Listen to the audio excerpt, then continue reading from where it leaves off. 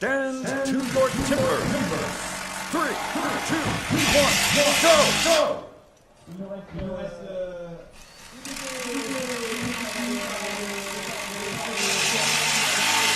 la parole au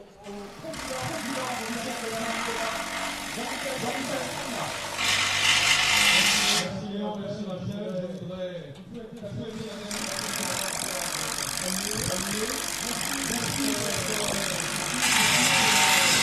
trophée européen, vous allez voir le spectacle, c'est fantastique, un spectacle. Toute l'infrastructure STIHL, 40e concours du Chemin, un trophée européen, c'est exceptionnel pour notre anniversaire. Merci à STIHL, merci à Chantal, à Jean-Noël, monsieur le joueur.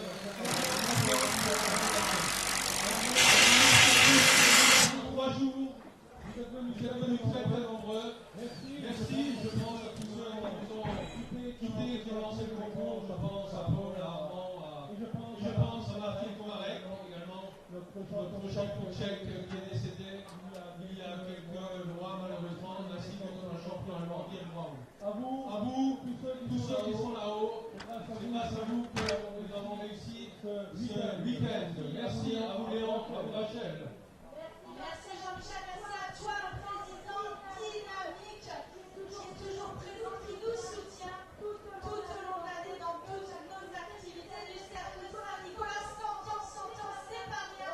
On va fêter ces 100 ans avec vous toute l'année. On a déjà commencé, on a déjà bien commencé. On a encore pas mal de manifestations à nos côtés. Suivez-nous, likez cette page du Cercle Saint-Nicolas et surtout, là, ce fameux concert.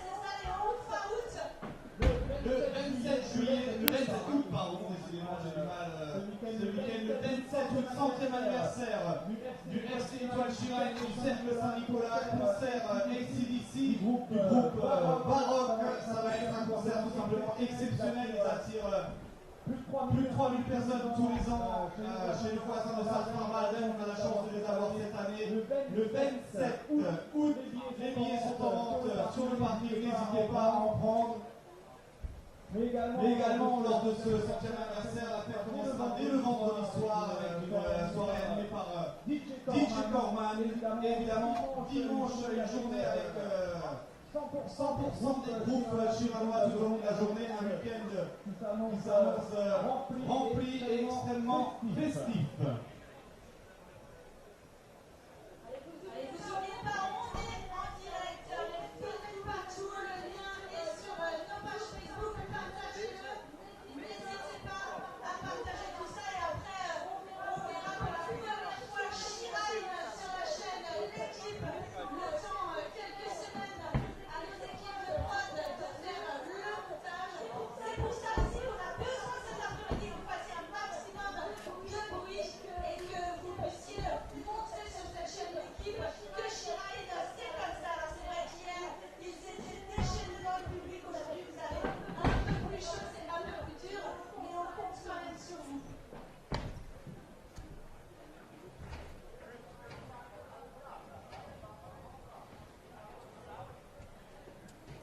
Et vous savez qu'à Shrine, dès le mois de juin, on commence avec les fêtes et on ne s'arrête plus. La semaine dernière, les pompiers nous ont offert un exceptionnel feu de la Saint-Jean dans la semaine, dans 2 semaines, le 23 juillet à Shrine, l'open air, le chasse open air organisé par le STIHL, également les billets en vente sous le chapiteau de AC/DC. N'hésitez pas.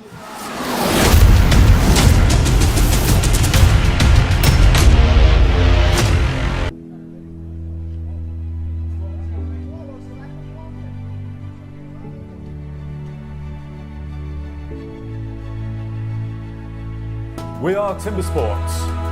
United by passion for the sport and competition. We chop down racism and say yes to tolerance. Yes to tolerance. Say ja till tolerans. Yes to tolerance. Yes to tolerance. 是的，理解宽容。Powiedz tak tolerancji. Ja zu tolerancji.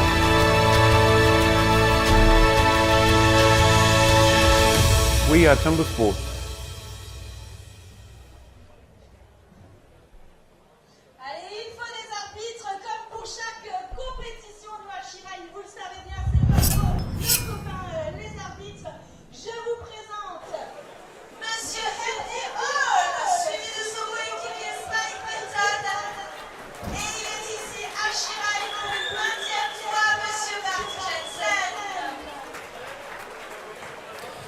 Hello, everybody, and welcome to the European Trophy 2022 here live in STIHL, France.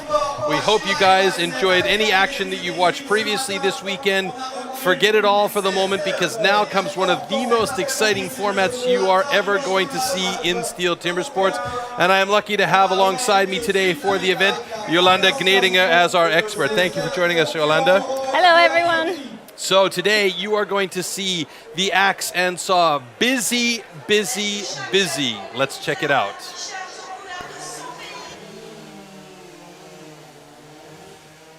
Yes, Jolanda had second place in the women's competition. Run us through this a little bit here, because you had some pretty good runs here. That's right. I was really surprised with how it went. The wood was hard, but good. We had a tough field. So it was great to see 10 ladies out there, and all of us pretty much at the same level. And now here you are in your underhand chop. We've been seeing the difficulty of the underhand chop for everybody this weekend, and not just the women. It was a good run for you here, a little bit longer than normal, but you did well to come in second place overall. That's right. I heard the public, the people out there scream, and I was like, oh, I'm getting close. I got to give it all. All right. And the best part. All right, so Jolanda Gnedinger, absolutely with a pedigree here, deserving to be in studio with us today. And we're going to be really excited once this action starts. We have 16 athletes. We're going to be competing head-to-head, and this time it is a knockout system. So we are going to be losing athletes as we go along immediately. But before that, we're going to be meeting the athletes. Let's head over to the main stage and check out who's going to be competing. And as you see on stage on the far right-hand side, there you see Director of Sports, Global Sports Director, rather, Spike Milton, having a quick chat with Andy Hall, our competition judge, and of course Bart Jansen is on there as well as our head judge. And coming onto the stage now, Mikael Dubicki. He is an axe machine. That's an appropriate name for his contact there. Unbelievable. One of the guys that's going to be a favorite coming out there now is Marcel Steinkemper, just qualifying by the hair on his chinny chin chin for this event here. It's his first time doing this format, the trophy format, and I talked to him earlier and he was like, I was gutted after the qualification round, so unbelievable. There we see Jacek Grunwald from the Czech Republic, or from Austria, or Poland, excuse me. It's one of the Grunwald clan, there's so many of them. And next up from the Czech Republic is going to be Martin Kalina. There we see. There he is, Martin Kalina. One of the granddaddy caddies coming out next. One of the guys who's been around the sport forever and ever and ever. Koen Martens, one of our favorites. He's such a nice guy, so relaxed, so chilled, but always in the mix.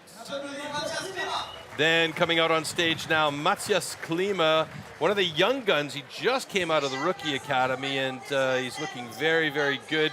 Strong kid, so this will be his first go at a trophy format as well. That's right. Speaking of another athlete that's come through the rookie academy with stars and bells, Oliver Reinhardt from Switzerland coming up onto stage now. He is what you might call the quintessential timber sports athlete. He's the guy that is developing very quickly into the pro ranks, and we're going to see him compete now for the third appearance now for a trophy. So yeah, he's got a little bit of a pedigree underneath him. And from winning the second place yesterday here at the French Nationals, Guillaume Moore will be on stage today as well. He'll be competing in heat number 4 against Oliver Reinhardt, who just came up on stage.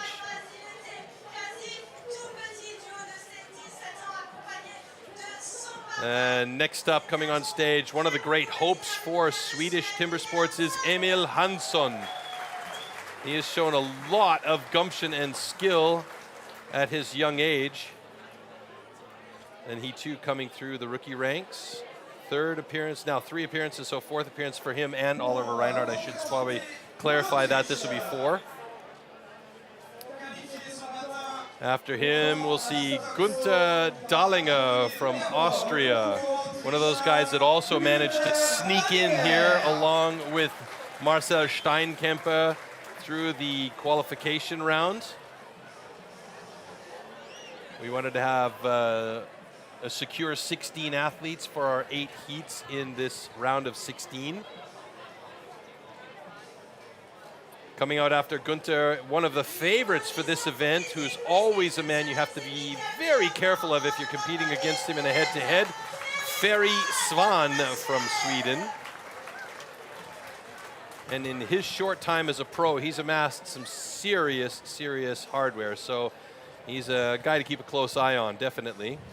Small, compact, and a powerhouse. Absolutely, and has the endurance and stamina to boot.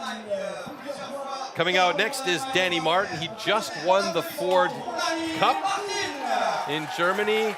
So he is the next level for German competitors. They're placing a lot of pressure on his shoulders to be the guy to really put Germany on the map in the coming years for timber sports. And then, of course, coming up on stage after him is the perennial, now 8-time French champion. And wait for it, here he comes, and you'll hear the crowd in the background screaming for Pierre Puybarret.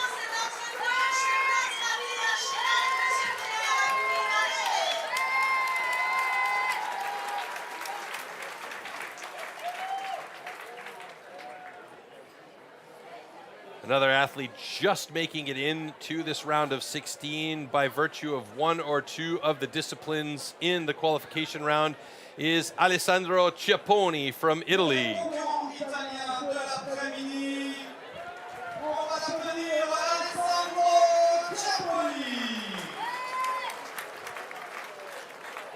Another small, compact, but powerful competitor. Indeed. It'll be interesting to see what he does, since this is his first. And he'll be in the very last heat against Armin Kugler. There he is. Now joining him and the rest on stage from the Netherlands, Redmer Knoll.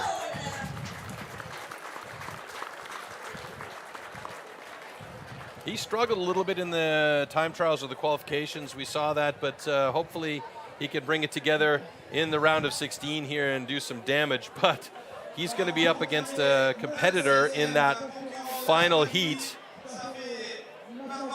It's going to be quite the battle for him, because he's going to go up against the perennial Austrian champion, Armin Kugler. 8-time national pro champion, 9 trophy appearances before today. I mean, he's got a laundry list of qualifications as well. Indeed.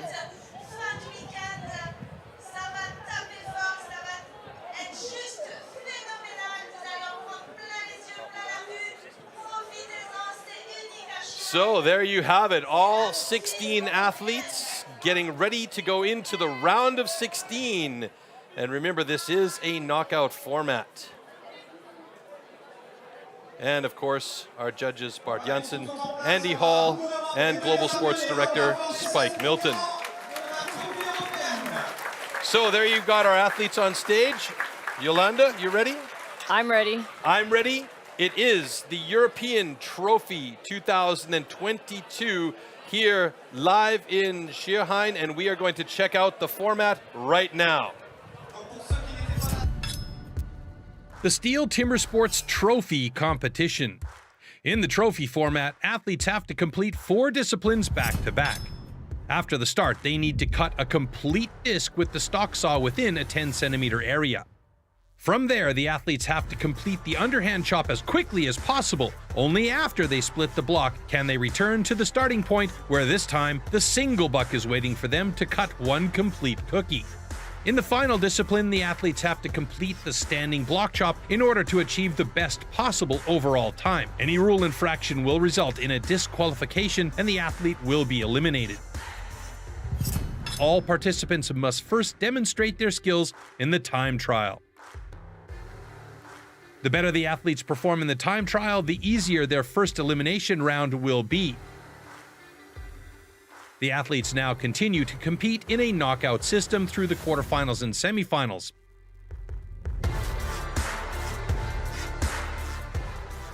The losers of the semifinals will fight for the last podium spot in the small final. After that, the two winners of the semifinals will compete one more time to see who takes the title.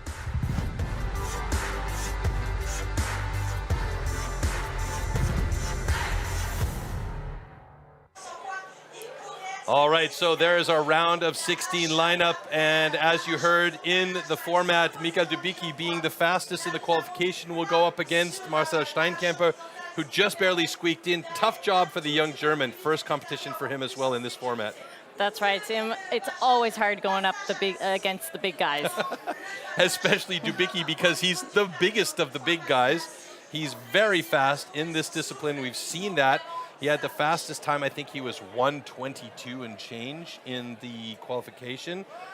His personal best is obviously a little bit faster, and Marcel Steinkemper hopefully will get a personal best after this, and you can see the world record is an unbelievable 54.68. That was done just recently in the United States. A lot of debate about that, but hey, we'll talk about that some other day in some other round, and there you see Mikael Dubicki getting ready with his single buck. So Yolanda, obviously we know this is a crazy format. What's more important here? Stamina, strength, accuracy, or how would you describe it? I think you need everything. That'll get you to the top. So now Marcel Steinkemper there, this is his first time competing in this discipline. It could be, if Mikael Dubicki makes a major mistake, Marcel Steinkemper makes it to the next round. There's all and everything can happen in this discipline, which we have seen in the past. We've also seen DQs where one athlete was faster but got DQ'd, and the next athlete who managed to get the slower time managed to get through to the next round. So that's what makes this discipline, or this format rather, so completely and utterly exciting. It's just non-stop from the get-go. That's right. You never know what's going to happen. Okay, and even though you might be the underdog, or so you can still, there's always that chance. All right, so this is the first sign of the action getting ready to go. It's Mikael Dubicki from Poland going up against Marcel Steinkemper from Germany. Here we go. Ready. Stand to your timber. 3, 2, 1, go. Good start cut by both of these guys. They just need to drop one cookie onto the deck here, and Marcel Steinkemper right there with Dubicki as they head over to the underhand chop. Dubicki's got a quick axe though, and he is right away into the business of that axe, working the log very nicely. Loses his hat on the way down. Hopefully that doesn't play head games with him. Steinkemper moving over to the other side, hanging there a little bit as he regains his balance. And then he starts to work on the other side of his block ahead of Dubicki. Dubicki is so quick though, and I hope Steinkemper can really do the work to keep up with him. Sometimes they say you're playing up when you know you're going up against a guy that's got more experience, is a little bit better. Steinkemper is yet to break through his block as Dubicki is now working on the single buck. Now, Steinkemper kicks his pad out of the way and starts working there, but Dubicki got a big hookup, and Steinkemper has an opportunity here, but now Dubicki moves over to the standing block chop with a massive lead. Steinkemper losing his breath a little bit now as he comes towards the bottom of his block. Kind of lost his direction, heading over towards the standing block, and now he works on the standing block here. Dubicki working on the other side of his, and both of these men looking a little bit tired. Dubicki's coming close to getting through it there, though. A couple more drivers should do it for the big man from Poland. Here it comes, and he has done it in 1:18.81, but here the times are less important than before. And now it's all about Steinkemper just fighting his way through this one, but we know that Dubicki is going to be moving on to the next round from this heat. That's right, but Steinkemper still wants to make a good time for his placing. Exactly. Marcel has got the fighting spirit. He's not giving up. We talked about it earlier on. He said he was completely gassed after his qualification round. And we talked a little bit about what kind of training things that he can do down the road to make sure that he's really prepared for these battles now that he's got a little bit of headspace about it. And the winner is Mikael Dubicki. So actually, if we look at the competition that we just saw here between Michael Dubicki and Marcel Steinkemper did better now than he did in the qualification round. That's right. I think when you get warmed up, that second round, you get a little bit ahead. Koen Martin said, yeah, that first one is done. I'm warm now, the body's moving, the muscles are there. And here you see that big pause by Steinkemper as he moved over to the other side of his block ahead of Dubicki. Now, as we took a look at the other angle from Steinkemper's block, was it maybe not quite as deep as it should have been on the first side? I think he was deep enough, but it wasn't open wide enough. So that way, when he went to the other side, he also wasn't in line with his opening. Okay. And there's that big hookup from Mika Dubicki. That always kind of gets you in your head, oh, yeah, how's it going to end? Breathing heavy, you could see there. Just sucking in those big gasps of air. It also is quite warm. I think we've topped out at 32, 33 degrees. It's a bit muggy, so that's going to affect the way these guys can perform on stage as well. That's right. They're lucky now that the sun's kind of gone from the stage this morning. They were in the full sun. So times are a little bit slower as we get set for heat number 2 with Jacek Grunwald from Poland going up against Martin Kalina from the Czech Republic. So this will be a cool combination. They're both personal bests, fairly similar. Yeah, pretty close. And their stage crew doing a fantastic bang-up job, as always, to get that stage ready for competition. That definitely is key. Without them, this wouldn't be happening. Yeah, and it's also, they play such an important role. It's not just about getting the stage ready, it's about making sure that the stage is safe. That's right. Yeah, the last thing you want to have is a bunch of sawdust or wood chips in your way as you're running from your, let's say, stock saw up to the underhand chop and slip on something as you grab your axe. I mean, that's just completely dangerous. So those guys do play a critical role in making sure that the stage is safe for them, and as well, it's not just being clean.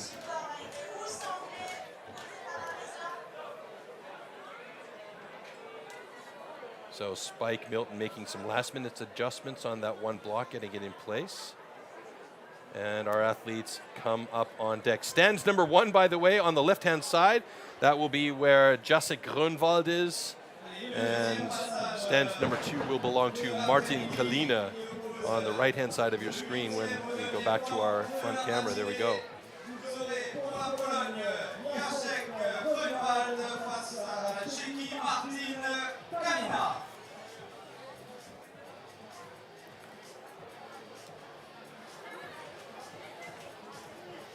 Same process with the single buck, setting it in place and making sure that it is ready to go with the cut in. So the most difficult part of this part with the single buck is where it's not in the in cut completely, is when you go and grab that saw that you're not hooking up by that first pull. Yeah, and these big, long, 2-meter-long cross-cut saws. Now, we did talk about this before. Some are longer than 2 meters, some are shorter than 2 meters. You mentioned that your single buck is a little bit shorter than 2 meters, so they're usually custom-made for the athlete's height. That's right, yeah.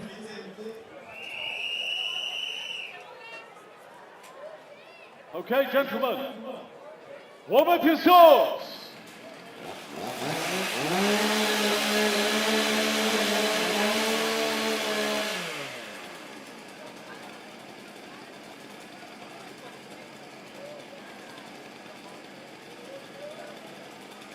Athlete, Interesting ready. hand position by Jacek Grunwald there. Timber. 3, 2, 1, go. All right, Grunwald and Kalina both starting cleanly. Both of them moving over to the underhand chop, pretty much in sync with each other, and they get in sync with those first drivers into the block.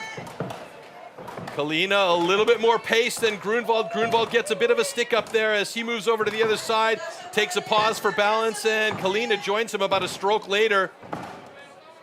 Grunwald wearing the white and red jersey, Kalina in the colors of his nation in red, white, and blue. Yes, other nations can have red, white, and blue, folks.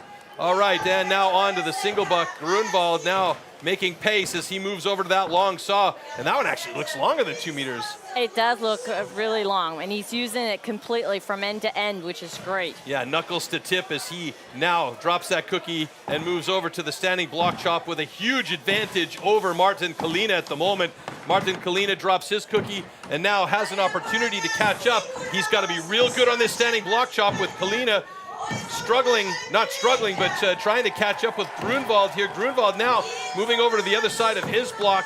Huge advantage, many strokes ahead now as we look at the standing block chop.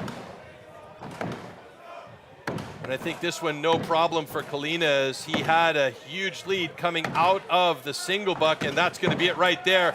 125.49 for Jacek Grunwald from Poland. Kalina now moving over to the other side, cutting in from high on top, get a big slab there. He's going to want those points from the score. Needs to get it done quickly, though. Couple more drivers should get him through there. Done and dusted at 148.64.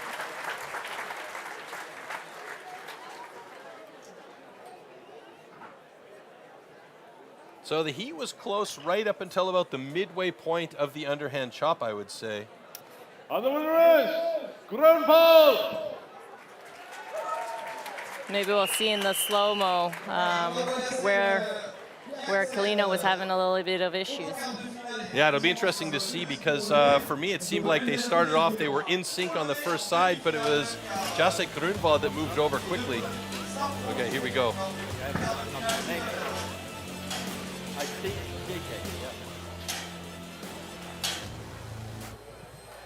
As you saw there, the saw, he put it on the mat partway on the floor. It was a little tipsy. That's always be careful, because if that saw falls over, it means you get a DQ. Ah, yeah, you can see it right there. It has to be sitting flat.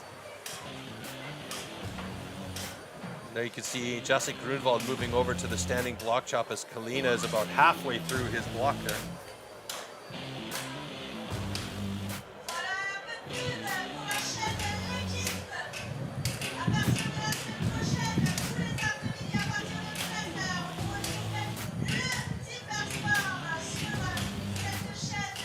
Okay, next up in the round of 16, heat number 3, Koen Martens, the man with some serious experience, going up against Matthias Kalima, just came out of the rookie academy. Can't count anybody out, though. We never can count anybody out. It's anybody's game here. We always say anything can happen. It's a little bit like cross sports, you know. You might be in the lead, you can fall over your own 2 feet, and you've lost it. So, yeah, you got to be right on top of your game going through all of these rounds here. Yeah, it's not like the individual where you got, I still have one event that maybe I can catch up. Yeah, there is no catch-up chance here. It's you've got to battle right through from beginning to end. And this is an endurance. I mean, let's call it an endurance sprint. You have to have that gas in your tank, because if you go from the time trials to the round of 16 to quarterfinals, semifinals, and finals, you're doing this, what, 5 times? So It you've got to be fit. A lot of training. Yeah, you've got to be fit. So CrossFit, folks, CrossFit, folks, CrossFit, folks. Or get on your horse and ride, as they say. Yes.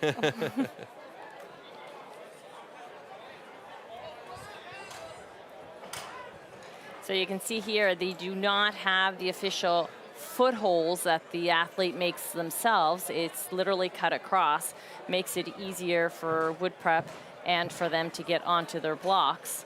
But the footholds still count. You can't be chopping over where your feet are. Yeah.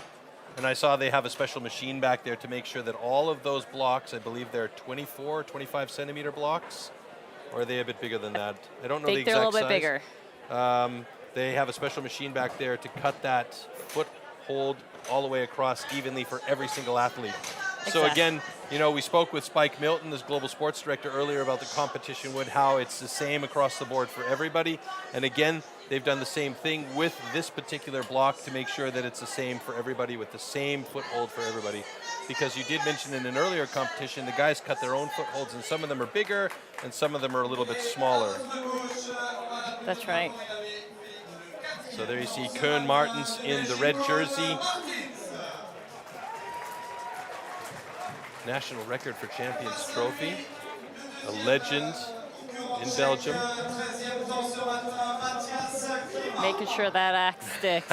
Yes, we saw that in an earlier competition. The athletes actually fell out of the standing block chop, and that meant for him that even though he had a good time, he was disqualified because the axe wasn't secured safely. So that's a big deal here. Safety is of utmost importance for the judges here. Matthias Kalima setting his saw. Now you can see that strap that Andy Hall is using to measure the depth to make sure that he has the same depth as Koen Martens and that everybody has the same depth there so that there isn't an advantage of just a little tiny bit.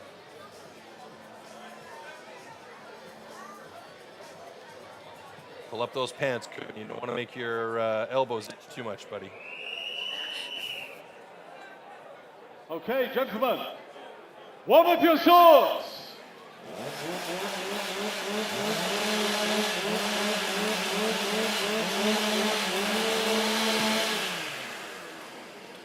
Notice that Matthias Klima warmed up his saw on the ground as opposed to Koen Martens.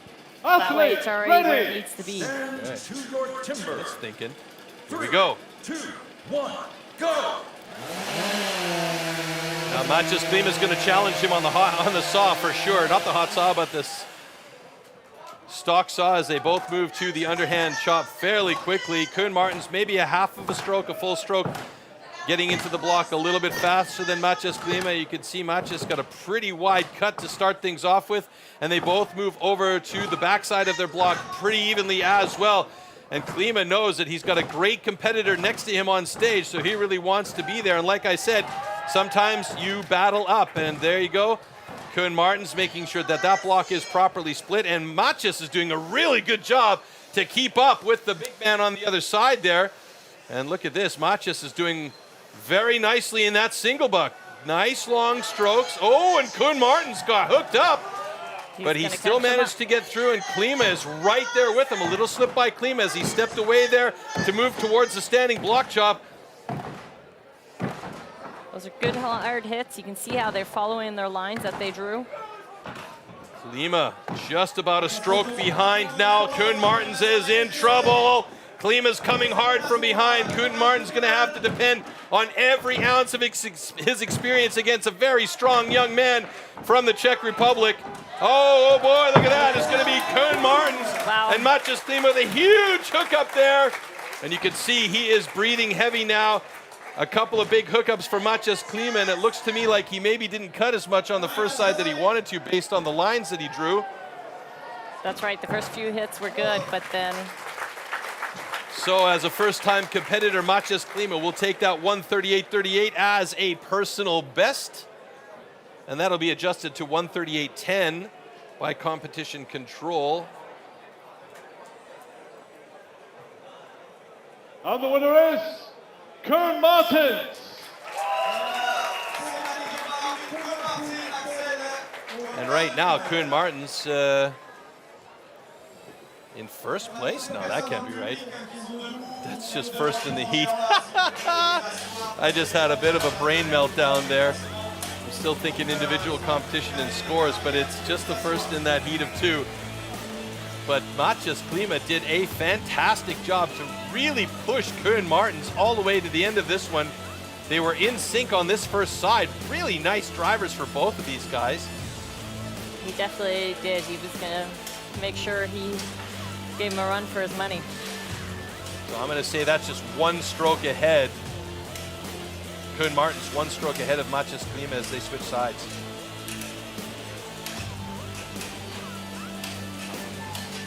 Koen Martens making double sure that he's got that block cut.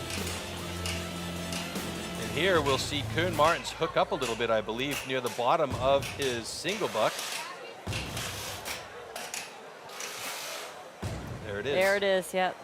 The misery whip. Not once, but twice, and that gave an opportunity to Maciej Klima, but it was just the experience.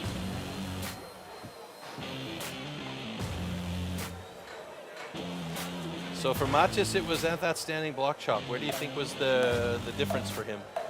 I think maybe those last couple of hits before he turned, he maybe should have done one more, two more to get that last chip out, and then switch over, and it would have been maybe a little bit easier. There you go. So Maciej, take that information to the bank.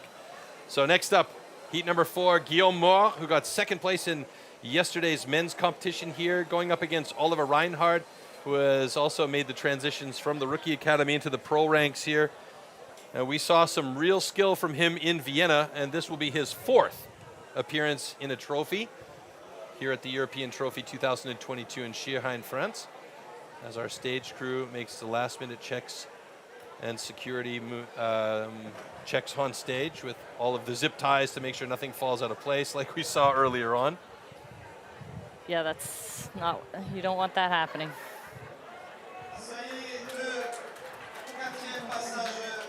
So next coming on stage, we have Olli Reinhardt and Guillaume Moore.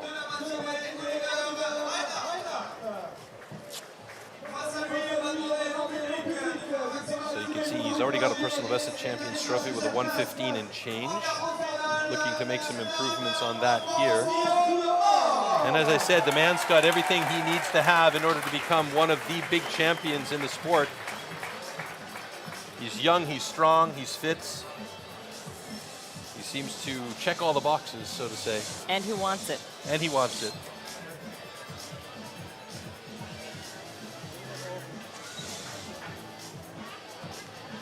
I have the privilege of being in the same training club as Olli. Oh. And, so I get to watch him train, and it's incredible to see that guy go.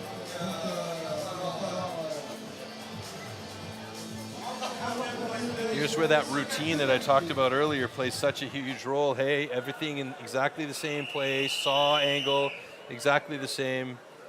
Okay, gentlemen. It's a bit of a superstitious thing as Warm well. up your soul. I think so. For you too? Yes. Admit it. How many axes do you have? 2 I'll never boxes. tell.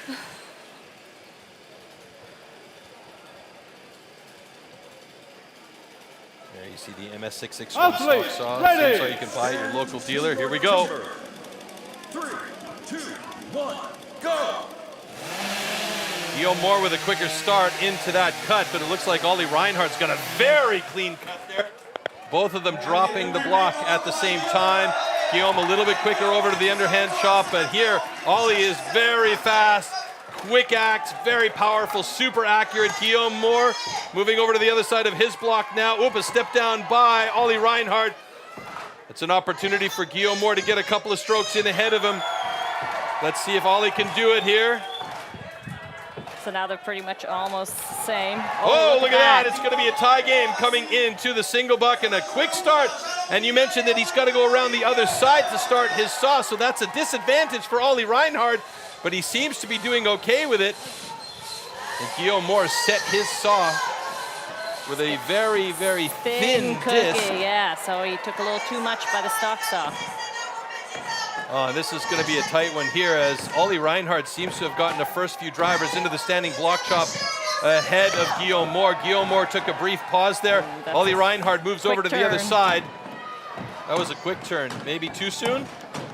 We'll see. Time will tell. Well, Olli is definitely motivated. He's putting everything he's got into it right now. A straight cut right there. It looks like it might be coming close. Guillaume Moore.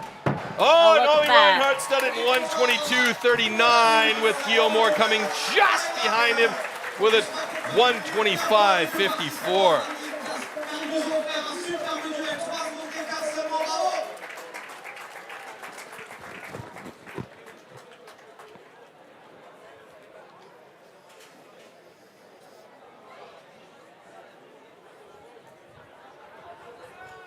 And the winner is Oliver Reinhardt. He'll be happy with that. Yeah. See the smile on his face right away. He knew he had that one with no DQs or anything like that. Great job by Oliver Reinhardt. Let's take a look back at the slow-mos here. This is a pretty tight race, actually. Yeah, even though Oli was very slow on the saw.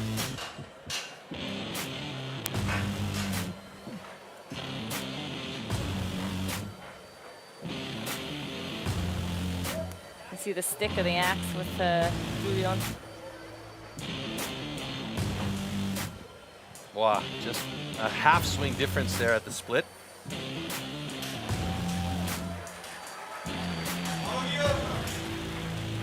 And there you see that, what you were talking about, Yolanda, when he has to go around to the other side because he cuts from the other side on the single buck. That's right, you just lose that 1-2 seconds, but they were so even getting going with the saw. Now I want to know what this big delay here was by Guillaume Moa, so we don't get to see it, unfortunately. But he really took one long pause and stared at the block before he did one of his swings on the first side. Oh, I didn't pitch that. Oh. Well, he seemed like he knew he had it, but wanted it a little bit too much and kind of stepped back from it and slipped through. Yeah, you'll see that a lot by the guys who think last hit, get it, but no deal. All right, so Emil Hansen next up against Gunther Dahlinger.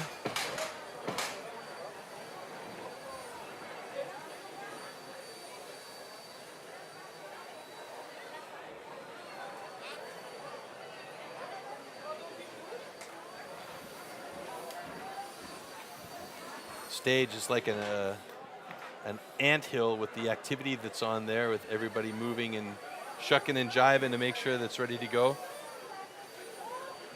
Gunther Dahlinger, another guy that just squeaked into the that's right. round of 16 here, so no personal best. So his aim today will be to try and beat one of the better athletes in this discipline, but also just to get himself a personal best and a number on the board.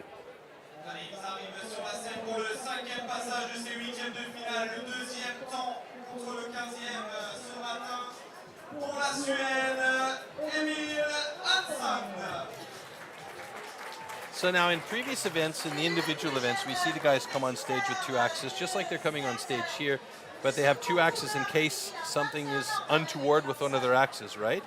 Either if the axe keeps sticking in the wood so they can change it, or if something happens, there's the chance that the handle can break, or if you hit a branch which is in your log that you can change because there's a piece missing out of your axe. It won't cut as well. Not the same situation here. They're coming on stage with two axes, but each of those axes is for a different discipline, and they can't have more than two on stage, correct? That I'm not aware of, but I think it is two axes, but they can switch it if need be. Okay. But they don't have time. No, that's just going to kill their time completely. I mean, even in the individual competition, switching an axe takes a second or two, so I don't think I would recommend this, no? Okay, gentlemen. All right, Emil Hansen, Gunther Dahlinger. Heat number 5 in the round of 16.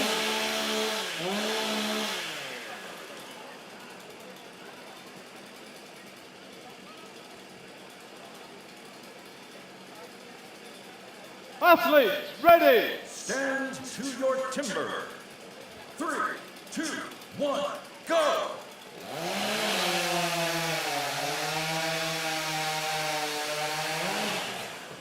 Nice, clean cut by Emil Hansen. Gunther Dahlinger not that far behind as they move over to the underhand chop now.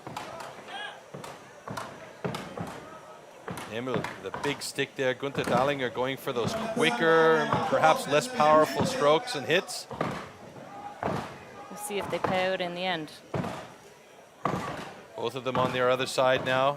Emil Hansen looked like he's coming pretty close to splitting it. Gunther Dahlinger's got a little bit more material to go through. Emil Hansen, one last check now. Emil Hansen had this problem in Vienna as well, where he didn't cut through and he had just a thread holding on and was disqualified, so he's got to be really careful, and hopefully he doesn't make that same mistake again. And now he is on that single buck with Gunther Dahlinger struggling to get through, and finally does on the underhand chop. And you can see him breathing heavy as he moves over to his single buck, but Emil Hansen now a distinct advantage.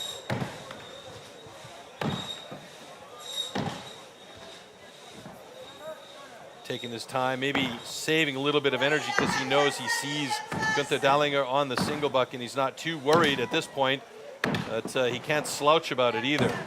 No, because you never know.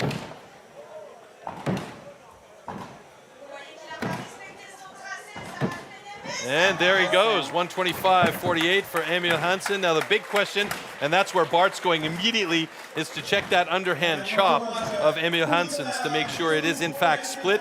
Gunther Dallinger still working on his block as he gets support from the French crowd here and the guys that have come with from Austria. A little bit of a skip there as he made that upcut. Yeah, his upcuts are fairly flat. He really needs to get down there to his feet with his axe. And again, it's like we talked about during the rookie competition. This is all about the experience and the time with the axe in hand. And unfortunately, he went over the time limit, so he does have a DQ. There's a good chance that he probably would have had another DQ there, where we'll maybe see it in the slow-mo. The kind of a wrenching by his last hit to get that block off. And as we can also see, is the saw is laying on its side. So the question is, how did that saw get on its side?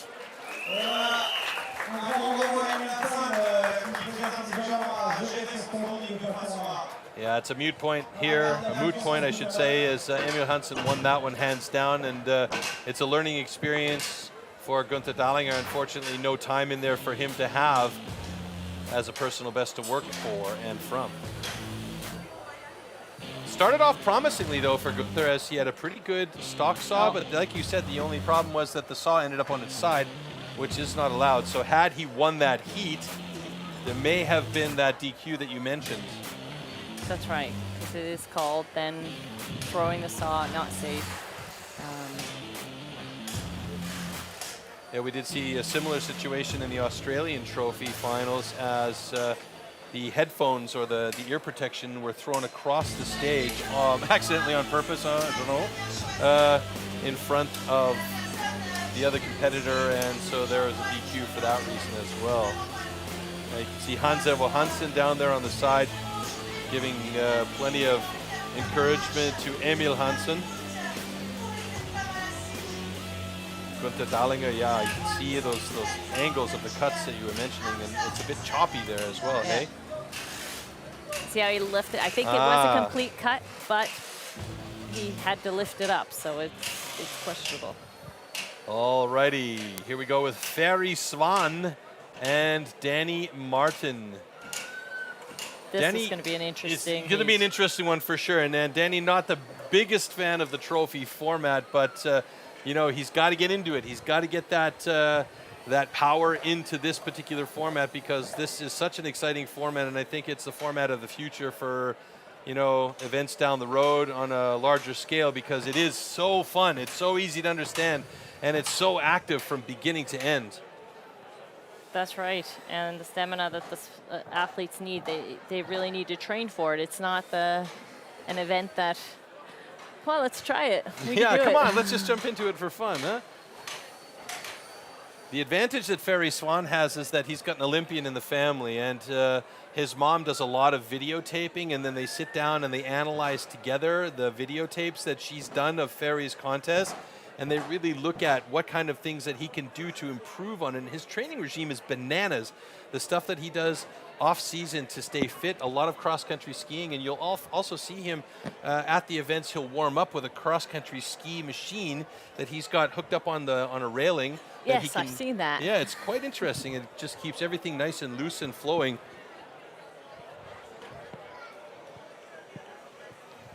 All right, stage is ready for our next athletes. Heat number 6, Ferry Swan and Danny Martin.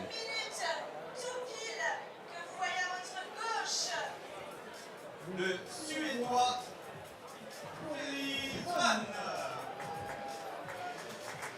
I love the French pronunciation of Ferry Swan. Ferry Swan. Fantastic. Danny Martin, National Pro Champion, 19 and 20, as you could see there. He stepped in and really earned that role. Wow, there's not a lot of wood left there on that block, eh? No, there isn't. They're going to have to change the blocks after this heat, guaranteed. They are right close to the stand.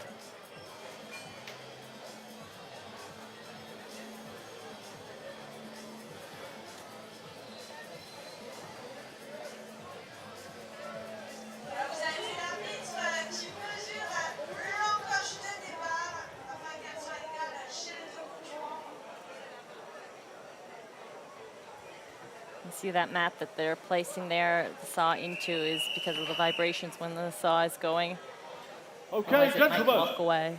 That's only been something in the last 4 or 5 years, though, because I remember previously they didn't have that mat, and there were guys running after their saw as it would hop along the stage.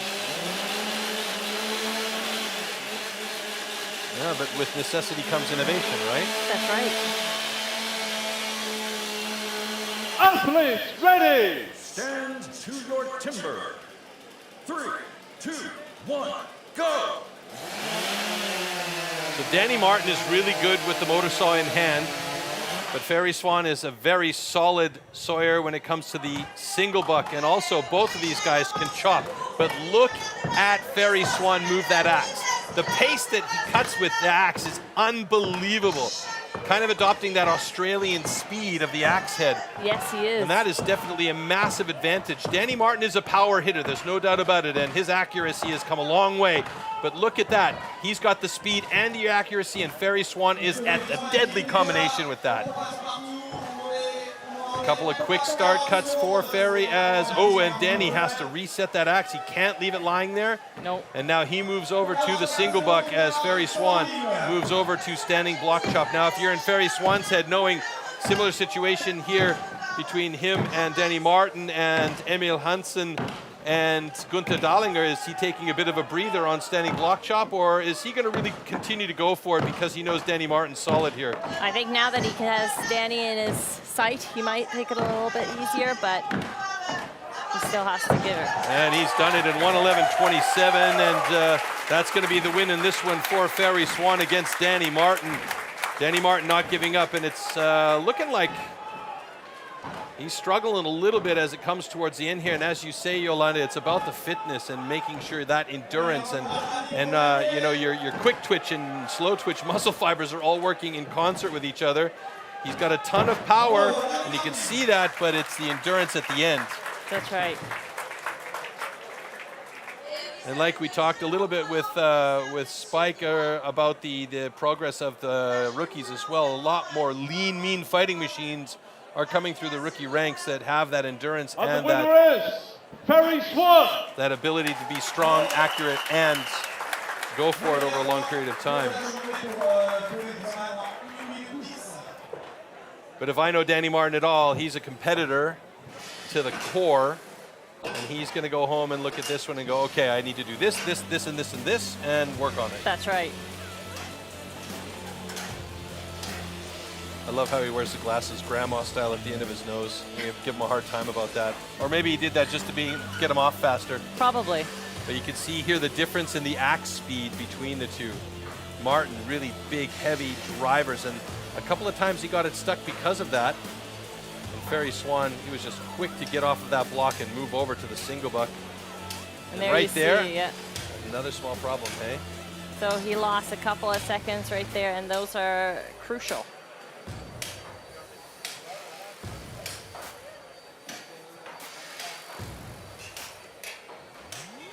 And there's that first driver from down below at the foot that you were talking about. Got to take it from deep.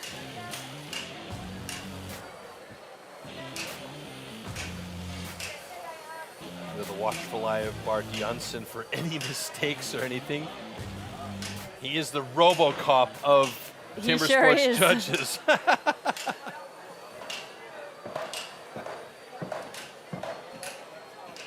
If I look at a bit of a comparison of the times at the moment, Ferry Swan has the fastest time of 1:10.89 after adjustment. The next fastest is Mikael Dubicki. Now, Mikael Dubicki was fastest in the qualifiers. Interestingly enough, Ferry Swan was fairly down on the leaderboard in the qualifiers, which is why he's competing so far down on the list here. Next up, Pierre Puy-Barré going up against Alessandro Ciapponi.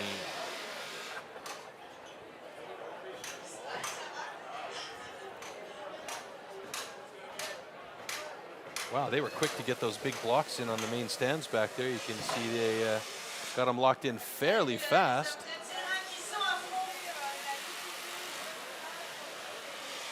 Always Turbo impressed team. with the stage crew. Absolutely a pro team. I told Bart that we should do a like a Formula One competition between two squads that do both sides. And he says, yeah, we tried to do that one time. It was a disaster. So that tells you what I know, right? Good audience here, again, enjoying this beer garden festival style. And as I mentioned, it's the entertainment isn't an Oompapa band, it's timber sports.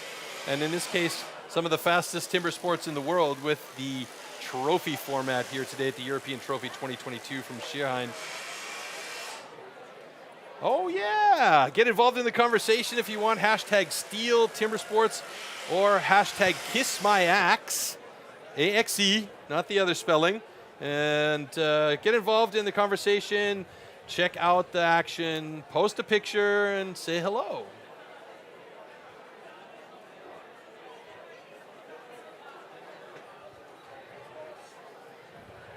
Yes, folks, you're on TV. Wave to the cameras. Okay. They're more interested in what's going on the stage. They're more interested in what's going on the stage, not us. I would be as well, quite honestly.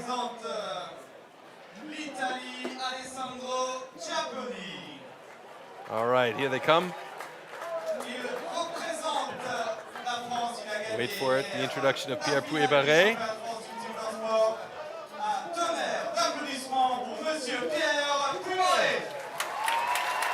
And there's the reaction from the audience. Fantastic. They got their heroes, and they love their heroes. And Pierre Pouillet-Barré, 8-time French national champion, is definitely one of their timber sports heroes.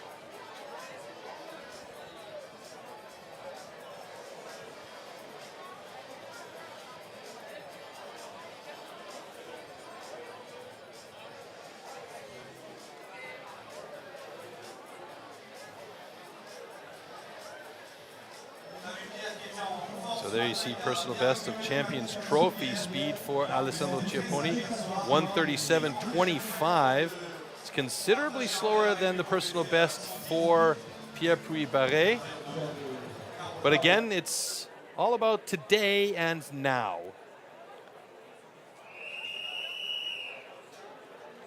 Okay, gentlemen, warm up your swords.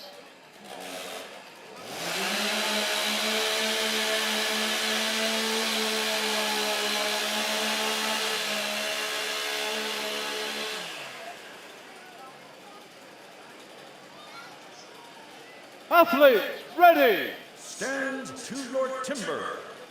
3, 2, 1, go!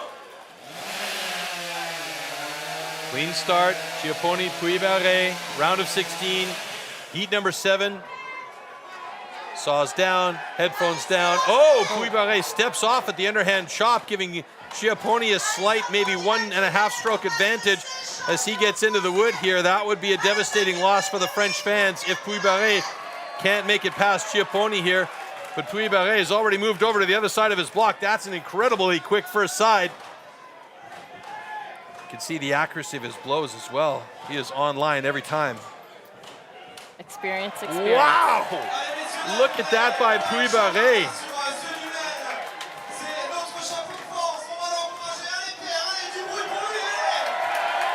Pouillet-Barré looking pretty relaxed on the single buck right now as Chiapponi struggles to get through that block. One more hit should be doing it. Well, we hope so at least. I don't know, it's pretty close. And now Chiapponi moves over to his single buck and Pouillet-Barré has started on his standing block.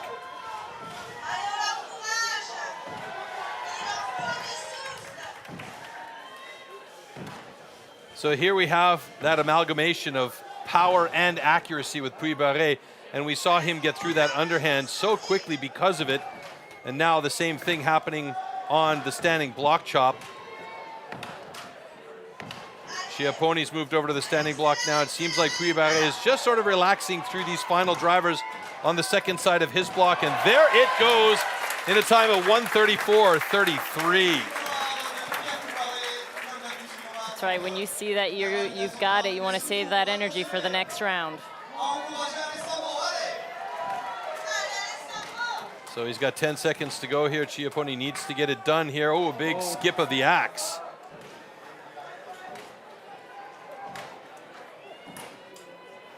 And at 2 minutes, the time limit exceeded for Chiapponi, and that means it's a disqualification. And you can see the disappointment right there. Yeah. In that underhand chop, he seemed like he was right there with Cuibaret, but then slipped over to the other side and just got slower. It's trying to find that fine line. How much energy do you stick into which discipline? And the winner is Pierre Cuibaret.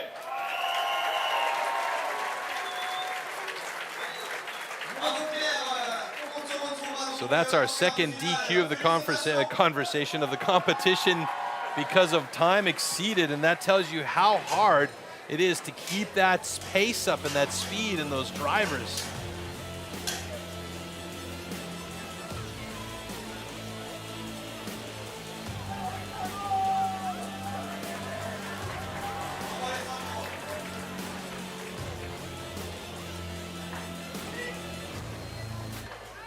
Let's take a look at this here from Chiapponi. Looked very good on the first side for me. Good hard hits. Yeah, but jeez, I mean, he's so fast. Cuibaret.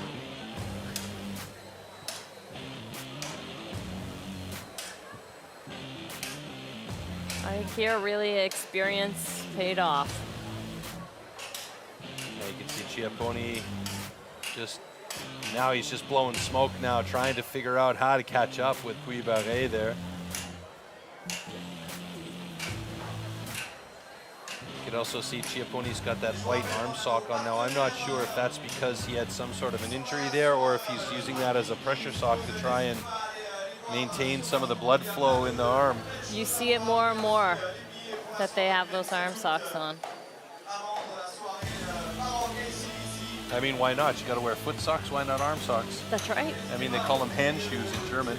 That's right. All right, Redmer Knoll going up against Armin Kugler.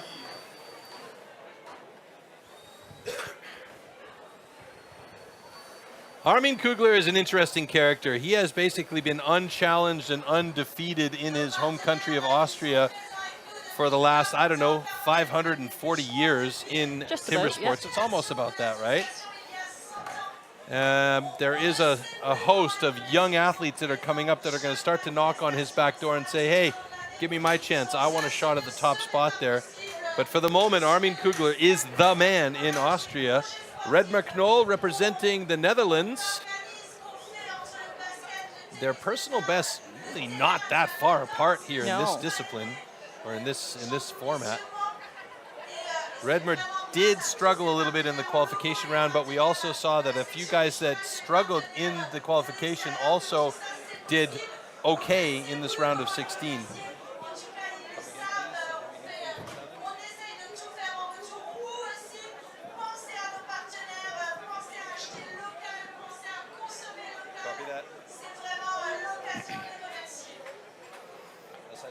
Allez, dernier passage pour ces huitièmes de finale qui va opposer l'Autriche, Armin. So there you see Redmer Knoll, big strong man, super friendly guy, always with a smile on his face, and then put him on stage and he's all about the business. That's right.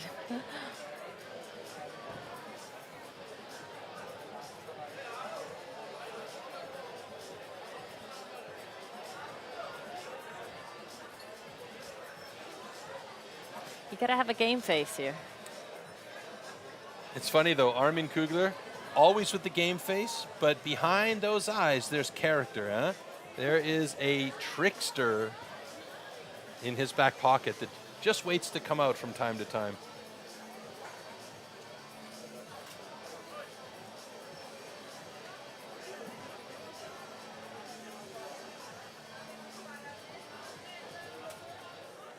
Now, for me, that seems like a high handle position for Redmer. Yeah, most of them start out really at the beginning, but again, it's the weight at the other end. Woman Pursuits. hoping to maybe balance out that weight that he doesn't have that much to pull at the start.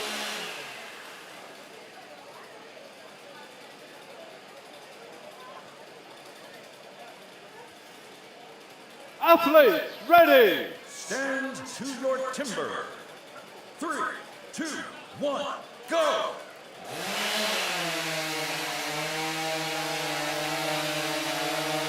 All right, two different styles there. Redmer Knoll cutting that cookie down a little bit quicker than Armin Kugler and starts on the underhand chop just ahead of Kugler.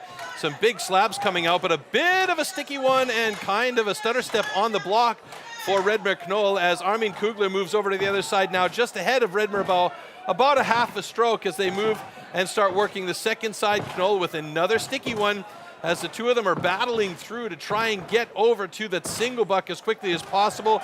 Armin Kugler just a step ahead of Knoll now as they start working on the single buck. Here's where Armin Kugler is such a strong single sawyer.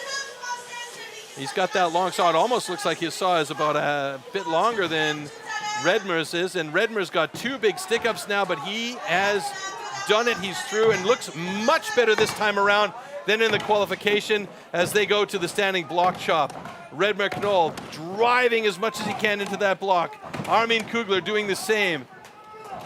Knoll over to the other side. This might have been close. a bit too early. This one's going to be close, though, as Knoll tagged his axe on the way through on his other axe. That might have put a little bit of a bug in his head, so who's going to drop that block off the top first? It's a battle for who's going on to the quarterfinals. It's maybe going to be really close here between these two. A couple more drivers. Could it be Redmer Knoll moving on? It's looking close for him. Oh my God, how close is this? Look at that. And Oh it's going to no. be one more little Look bit. at his He axe. broke his axe handle, and he's got to get it down. Oh no! Who's that going to be? Is it going to be Knoll, or is it going to be Armin Kugler? I can't believe it. You talked about it earlier almost prophetically, and you said he broke it, or he said an axe handle could break, and he did do it. That is going to be a photo finish, folks, and the first time I've seen that happen in a trophy event. Oh my goodness. The question is, where did the rest of the axe go, and does everybody have all their body parts? It'd be interesting to see where and how it even broke. Armin Kugler absolutely gutted there. So now the question is, if I look at the times, it's 1:33.08 for Redmer and 1:37.32 for Armin, but there's going to have to be a really close video. There you see it. Yeah. We have video check by our judges, and we have a flag on the play. So that is the reason for the video check. So the question is, I guess, about the axe and what happened there. I'm assuming, yes.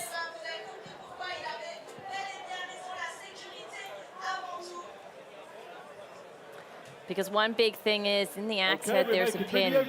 So we usually talk about the axe head flying off. Armin Kugler. Oh no. So it was Armin Kugler, but look at the difference in the time, 1:37.39 to 1:37.16, and it was that piece of wood that was just hanging there, and Redmer having to go for the other axe, come back and cut off that piece. What a drag. But you know what? Huge improvement from the qualification round for Redmer Knoll, so he can definitely take that to the bank. But he's minus one axe handle. Yeah, one axe handle. We're hoping that nothing happened with the axe. Well, it seemed like he found it, so that's a good thing. And let's see if we can see this in the replays, what happened to that axe handle. Oh, it's so close there. Underhand off to the single buck.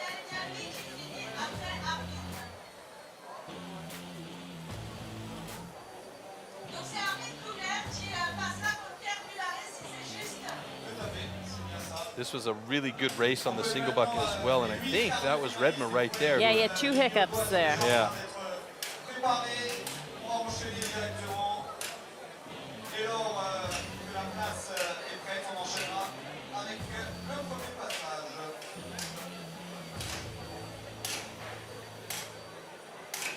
So let's see if we could see what happened with Redmer's axe here. Last couple of drivers. He went, okay, so he hit the block with his axe handle. And he kind of looked at it, you know, and was a bit surprised. And you can see here, oh yeah, there you can see the block just dropped the head. So it was the actual block dropping off by Armin Kugler. And there, just a couple of hits. If he had had one less hit there, it would have been Redmer's heat. How close was that? My, oh my, oh my. Well, that was an exciting first round here for us. I mean, broken axe, a couple of DQs, some really close racing here in the trophy format. And that's just a round of 16. We're now going to go into the quarterfinals, where we have the fastest guys from that first round of 16 going up against each other in the quarterfinals. That's going to be exciting. So that's still to come. And if I open up my quarterfinals list here, Mika Dubicki is going up against Jacek Grunwald. So the two Polish guys who have been very, very strong today, one of them's going to be gone. And yeah, it's going to be interesting to see how this next round pans out. Definitely. Unreal. The powerhouse of these guys going at it. The most interesting thing that we saw from that last round, though, was Redmer Knoll and his axe getting broken. First time I've ever seen that in this competition. I mean, unbelievable.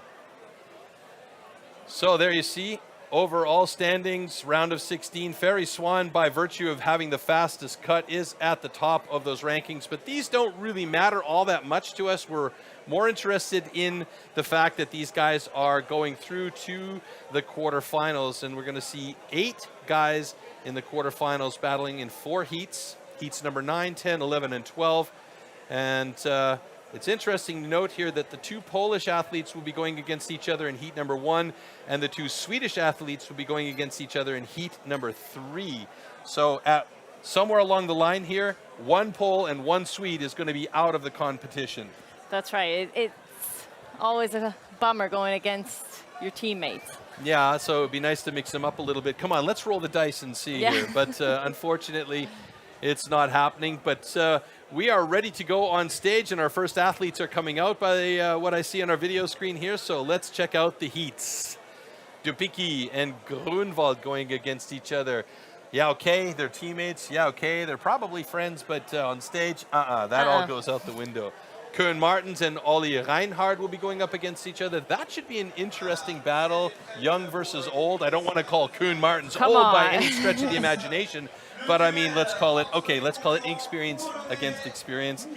And then we have Emil Hansen, Ferry Swan, and Pierre Puyer-Barré against Armin Kugler. That's a battle we've seen many, many, many times in the past, but here, heat number 1 in the quarterfinals, Mikael Dubicki against Jacek Grunwald.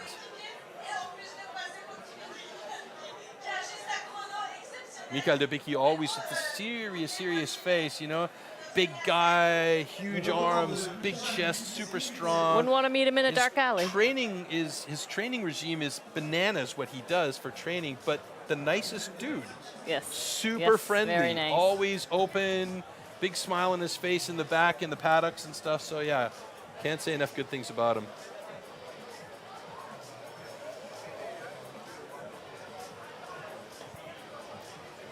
The last checks there, marking their logs. Precise measurements for Dubicki. Holds the national record for the Champions Trophy, 102 and change. Haven't seen any records go down today, really, just personal best, but you know, as we discussed quite a lot about the wood, it's a bit heavy today. That's right. It's hard. Got to know how to take that.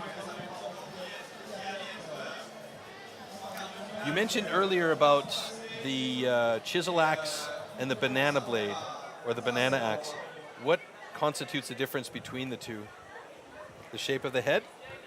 Exactly. When you look at the axes, they all look kind of different. Usually the angle that it's sharpened is fairly similar, but how the axe goes to the widest part, that's where the difference is. And it all depends. Some people swear by the chisel and only use the chisel. Others have 3 or 4 different types of axes in their boxes. And so will a banana have a more curved head at the blade? That's right. That's where it gets the name. Okay. Well, come on. I just want to, I mean, you know, you got to give me a little bit of credit here for guessing that one. We have banana blades in hockey as well.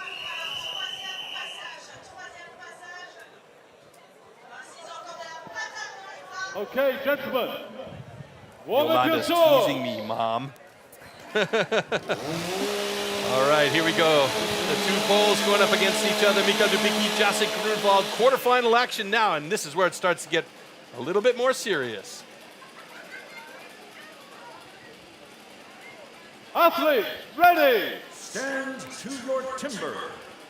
3, 2, 1, go!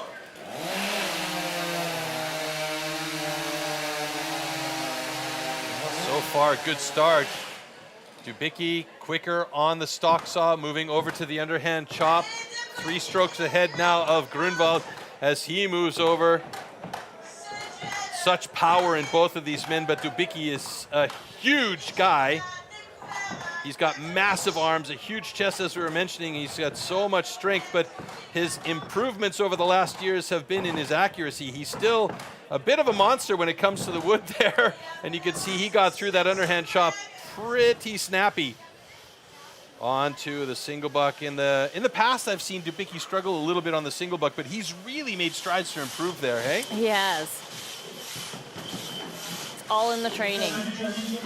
Grunwald a couple of strokes back here on single buck as Dubicki is onto his standing block chop now.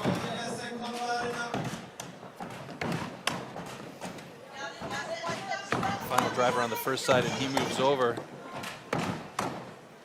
Grunwald joining him on the other side now, but Dubicki is well and truly in control of this one with a time of 1:12.97. Still not quite as fast as Ferry Swan's time from earlier on, but a good time nevertheless. And in this case, it doesn't really matter because he is going to win against Jacek Grunwald here in the quarterfinals, and that means we're going to see Mikael Dubicki in the semis.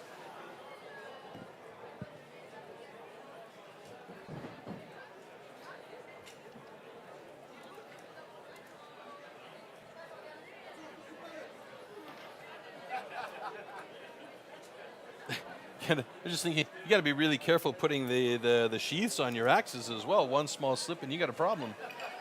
That's right. And the winner is Mikael Dubicki. Even having that case in your hand is dangerous because you never know. Might go through.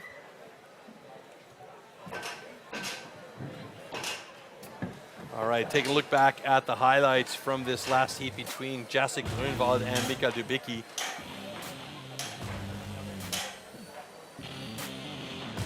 Really is about the control of that saw, eh? There's so many different methods. If you do it on an angle, flat, you got to figure it out for yourself. We didn't see is I love his hop when he switches sides. Dubicki just literally flies around and on the other side. And it's light-footed for a big man as well. That's right.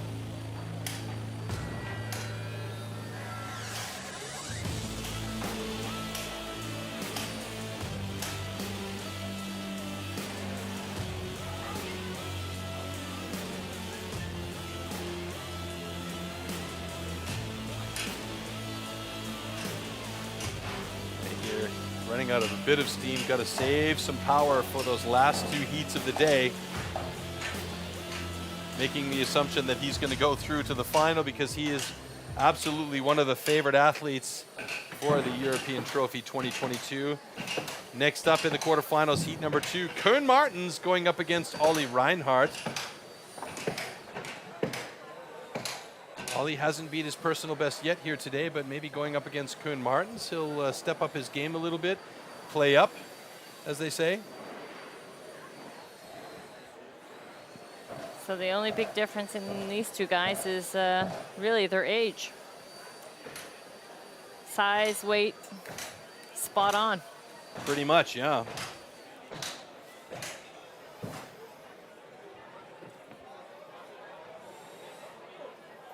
So we can say virtue and experience against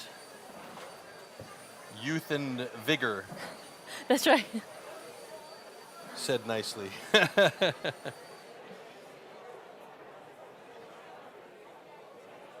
Last preps on stage as we get ready for heat number 2 in the quarterfinals. Here come our boys. Only one athlete representing Switzerland this time around. That's right. The competition was pretty tough in Switzerland. It was a lot of hardwood and a few DQs. Okay.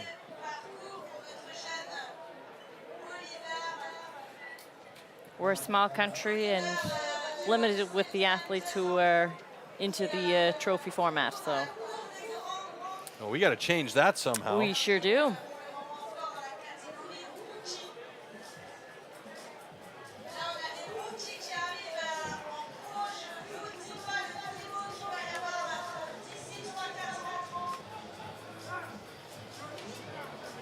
Just taking a look over my shoulder here at the trophies that these guys will receive for the European Trophy 2022.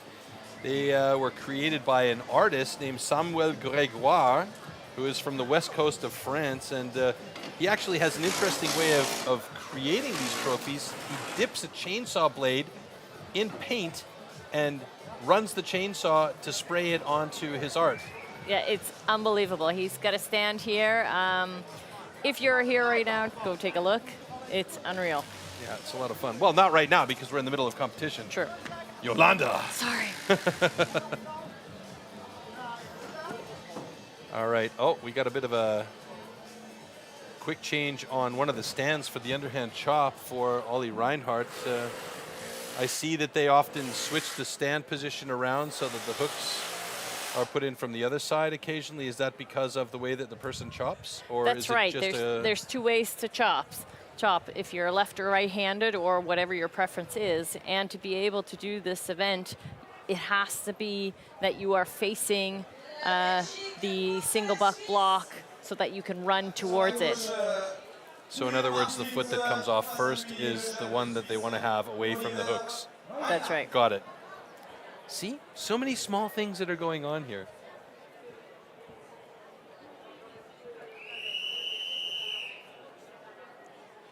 So you'll be for sure crossing your fingers for Ollie Reinhardt as a non-neutral party over here. That's right, that's right. I'm Swiss, I'm neutral. You.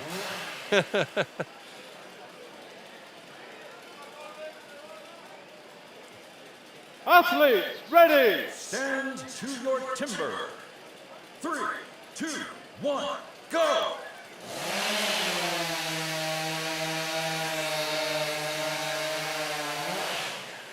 Oh, nice even drop by both of them. Kuhn over to that underhand chop a bit faster than Ollie. Ollie working that axe quick though.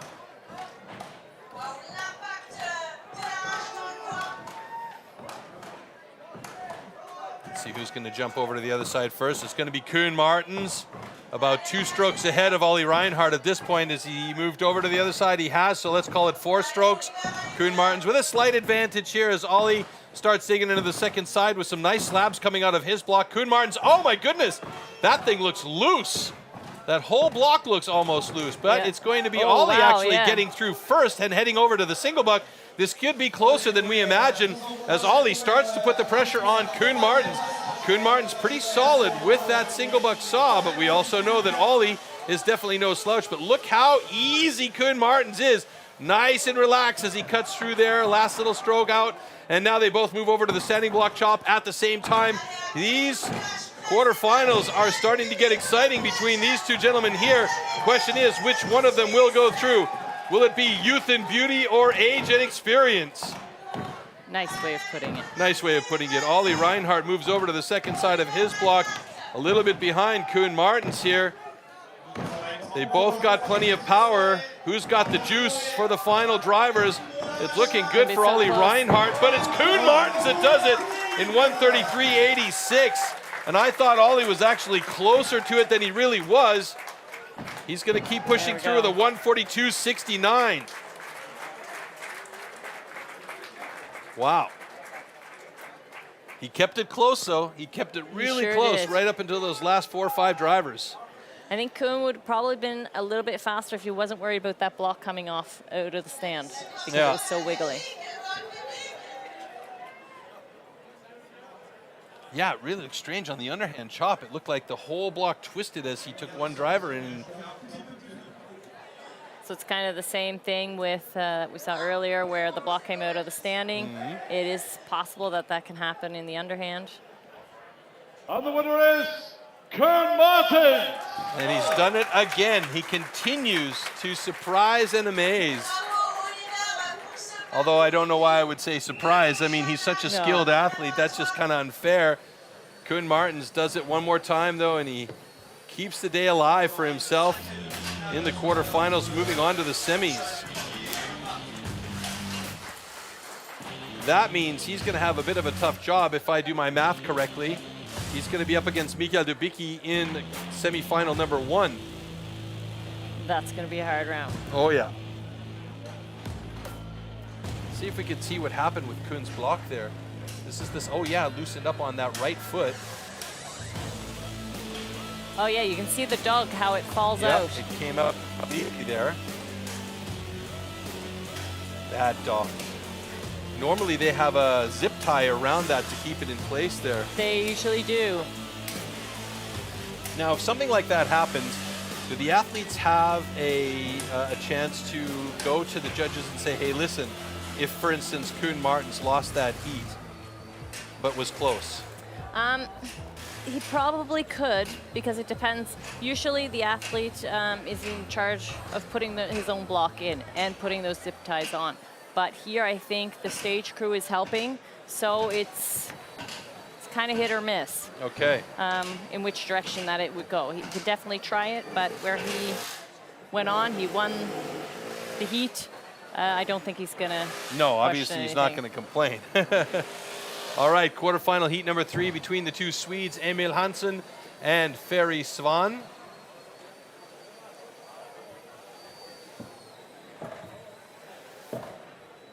Couple of handsome fellas. They sure are, indeed. I must agree. We won't let Pierman hear any of that, then we'll just keep that to ourselves.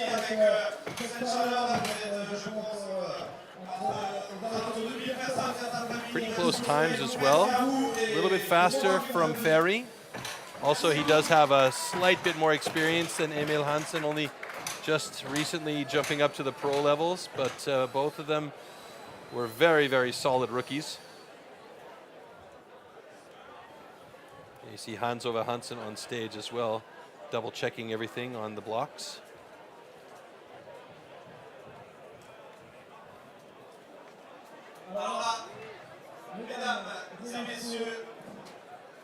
And this time Dan Hansen is out there, or Dan Jansen, excuse me, is out there making sure those zip ties are on and in place. Indeed, we don't want that happening again. Yeah, I mean, the zip ties are only nylon ties, so all of that impact as well can, you know, it can shake them loose. They're not exactly the strongest things in the world, but it's just a safety aspect. It just gives a little bit more security that nothing can happen.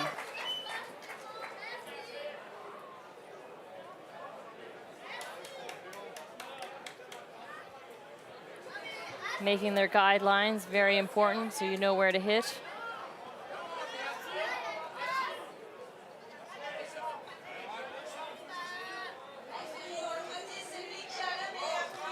Mark it quite high there, pretty close to those screws, which are, see, you just pointed it out. They're gonna see, maybe take it out and put it up a little higher. Yeah, Bart Jansen's just making a mark on that thing, but it's been noted, and looks like he's communicating with the people backstage. And yeah, here comes somebody right now with a impact screwdriver. So good call. They're going to remove it and change it and put it in a different spot, I guess. Screws are very important because of the slabbing rule. The athlete doesn't have an advantage, but you really do not want to hit one of those with your axe. Not with the prices that you guys are paying for those axes. No, definitely not.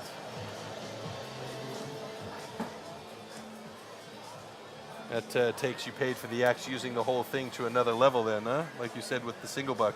You paid for the single buck, you might as well use the whole single buck. That's right.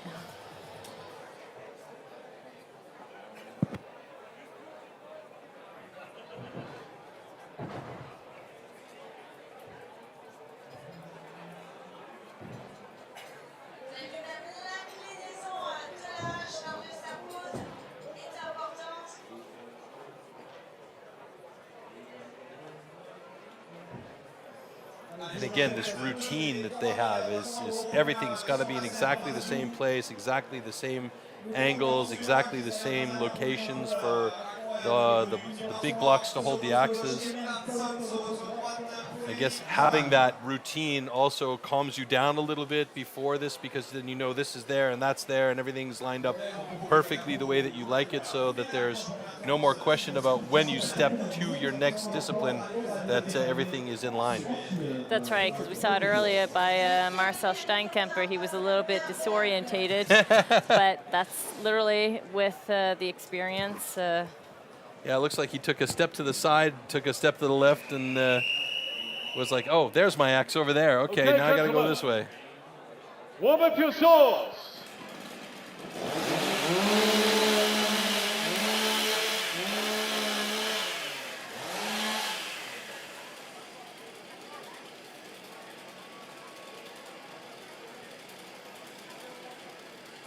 Athletes, ready. Stand to your timber. 3, 2, 1, go! Two different styles of attack on getting the saw up, but both of them very quick. Emil just a hair faster than Ferry. But here you go, you see Ferry with those quick hits, although he's gotten it stuck a couple of times now. Emil Hansen over to the other side of his block, just ahead of Ferry by about 3 strokes now. Oh, Ferry's really having trouble on the first side of his block, as he's taken quite a long time to get over to the other side. So I guess there might have been something that he found in the block on the way through. Emil Hansen with the advantage at the moment. That saw right at his feet, though, so he's got to really be aware of that as he starts cutting with the single buck.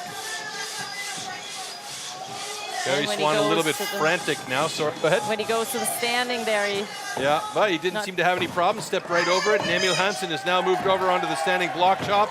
Ferry Swan has caught up with him here on standing, but the question is, who's going to be around first? It's going to be Emil Hansen. Emil Hansen with a distinct lead over his countrymate, as Ferry Swan's now moved over to the other side. We know that Ferry Swan can come from behind in this particular discipline. He's working hard, but Emil Hansen has it in 1:11.86, and that is the first time in a while that Ferry Swan's been beaten in this format. Very, very nice job by Emil Hansen.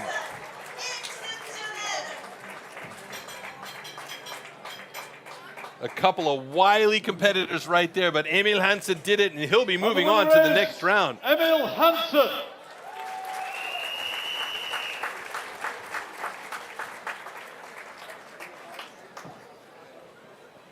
After a disappointing DQ in Vienna at the World Trophy, Emil Hansen backing it up here with a very good performance in the quarterfinals of the European Trophy. That's right, because his time was good at the World Trophy. It was just that DQ. Very good. Yeah, and it was only because of a thread of wood.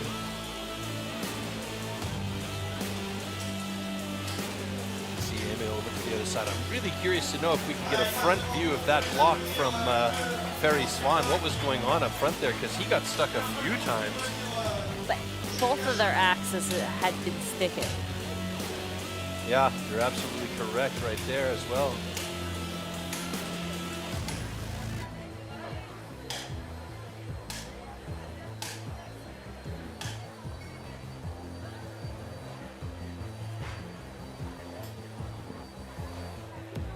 You can see when Emil is through, he literally almost trips over his cookie. Oh, you're right. Because it just kind of skipped away. The cookie and the saw, both in the way there. That could have been a devastating problem for him had he fallen down. That's the other thing. Where do you put that equipment once you're through with that discipline, that it's not in your way later? There's that final driver from Emil Hansen, though. Fantastic finish for him. What a great job.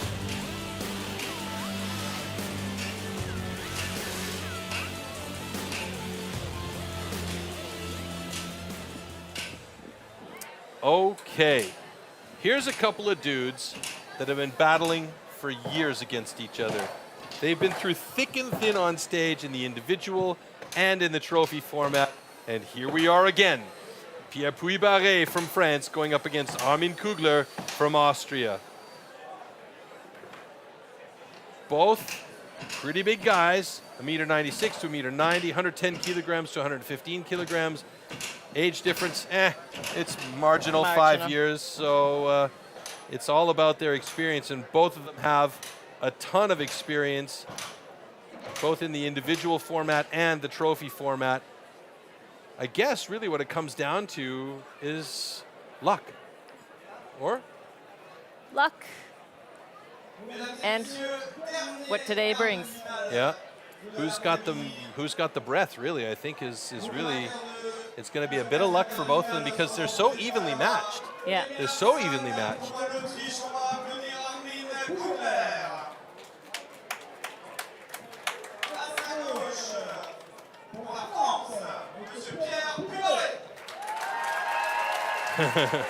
And again, the intro of Pierre Puy-Barré gets the big reaction from the crowd here.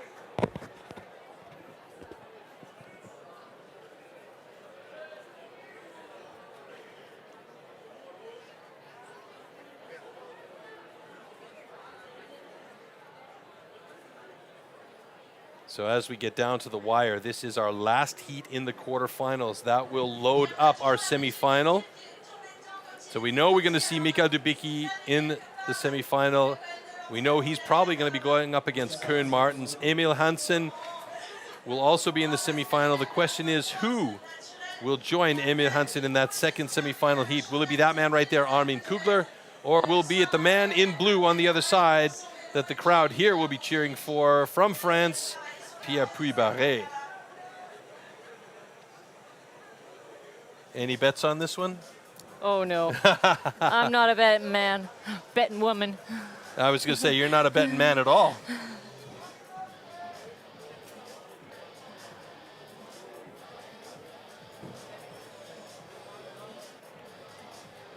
I'm going to say the wilder that they are out here. More it's going to push Puy-Barré? Both of them. Probably, hey?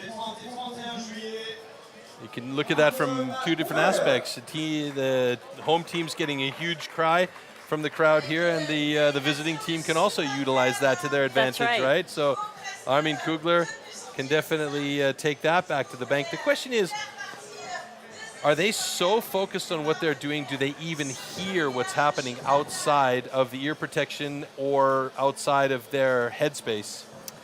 I'm going to say once they take the ear protection off, so those that have the big ones on, they take them off, then you kind of hear it. But the ones that have the in-ear ear protection, they probably hear it less, but you still hear a little bit, and it keeps you going, because nothing worse than being up there on stage and you can hear a needle drop. Yeah.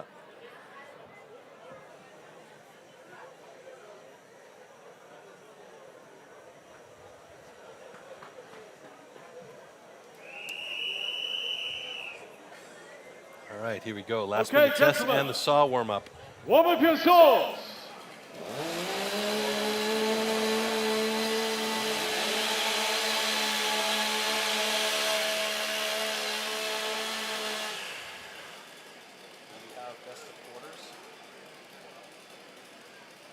Athletes, ready. Stand to your timber.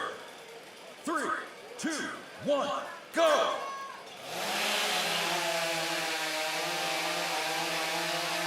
Oh, Puy-Barré, Armin Kugler.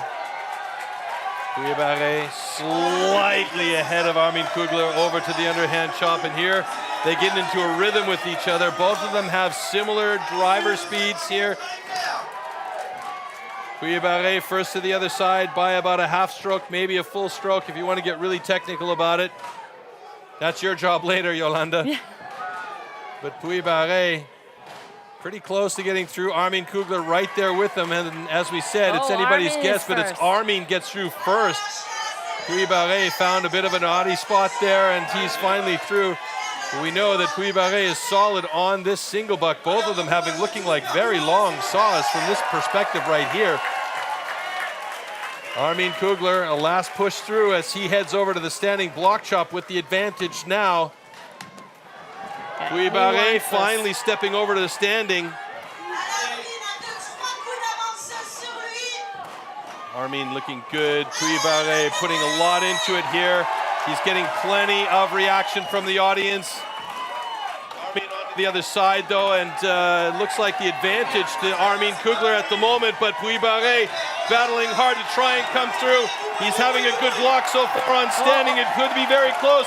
It's coming very close for Puy-Barré. Oh my God! And the crowd goes bananas. Unreal. Armin Kugler did it 3 strokes later than Puy-Barré, although he led from more or less the single buck on. That was an unbelievable heat there.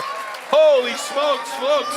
Can you believe the gumption of the Frenchman to come from behind to win that one?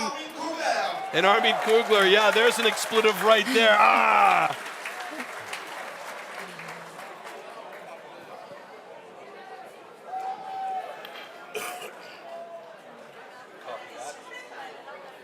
Wow, what a heat. And the fans here loved every second of it. And the minute that dropped for Armin or for Puy-Barré, they went completely nuts.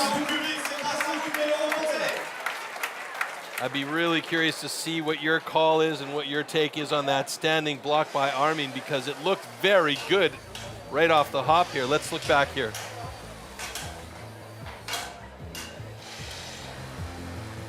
So Armin with a good solid underhand. And here's where he kind of really took over.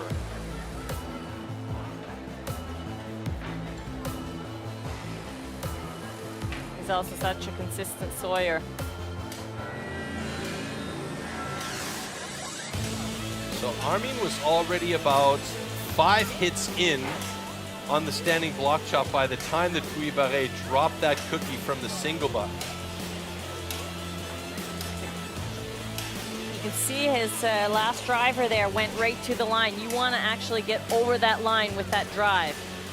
So that when you're on the other side, you have a little bit less work to do. So it could be that first side and the excitement of wanting to get over quicker that just caused him more problems than help. That's right.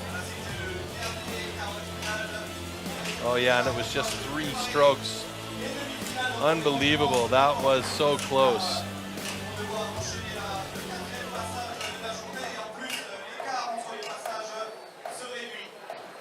Well, there you go, and probably the most exciting heat of that quarterfinals was that last one between Armin Kugler and Pierre Puy-Barré. I mean, Puy-Barré led the whole way through, or Armin Kugler, excuse me, led the whole way through after that underhand chop, but then just got a little bit cut off there on the standing block chop. That's right. Okay, so there we see the round of 16, the quarterfinal actions, but again, it's all about who's going down to the semifinals. We'll take a quick look at our list here, and the semifinal is going to be Mikael Dubicki going up against Koen Martens. That's going to be a tough one for Koen because we know that Mikael Dubicki has been super strong and consistent in this event all day long. That's right. Also, we have Emil Hansen, who was, I'm not going to say surprised to have beaten Ferry Swan there, but we know that Ferry's such a strong competitor, and Emil is still kind of getting his chops, you know, cutting his teeth, so to say. That's right. It'll be interesting to see if he can keep up with Pierre. Yeah, and Pierre Puy-Barré naturally moving on, so he'll be battling with Emil Hansen in that second semifinal heat. So 2 more heats to go to see who's going to make it to the final and who's going to make it to the small final, otherwise known as the consolation final for positions 3 and 4 in today's competition. So a little bit more action coming your way here. I can't know, I mean, you know, you could throw a coin into a pond and make your wish, but it's interesting to see it's going to go any direction here with these 4 guys. It's just absolutely fantastic competition so far. We saw one of the favorites drop out in Ferry Swan. Emil Hansen has shown us some very, very good skills. So, yeah, let's take a look at our stage and get ready for some more action in the semifinals.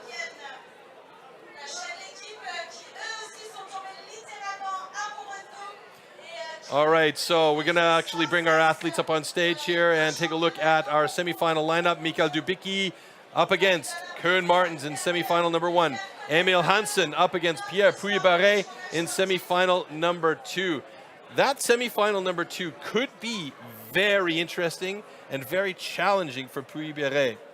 Yes, he just was on stage. The time that they have to recuperate is so small. It's limited. So crazy. Mikael Dubicki and Koen Martens will be the first heat on stage. Definite advantage for Mikael Dubicki. He's the bigger man, he's the stronger man. His training regime helps him with his fitness, but we've seen with those big, strong guys, they burn a lot faster as they get closer to the end in that standing block chop. So will that play a role here? And also having battled hard throughout the day to get to this position could give Koen Martens an advantage. We'll see when they come on stage here for semifinal number 1.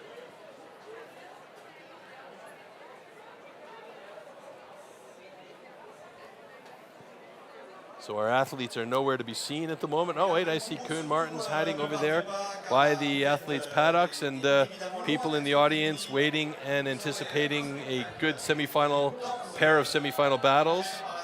That's right, you're on TV. Wave to the camera, everybody. Or drink a beer, whatever floats your boat.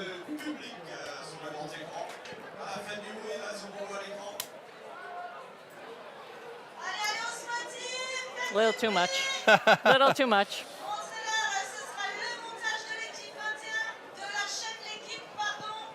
All right, our stage is prepared. Our athletes should be ready to go.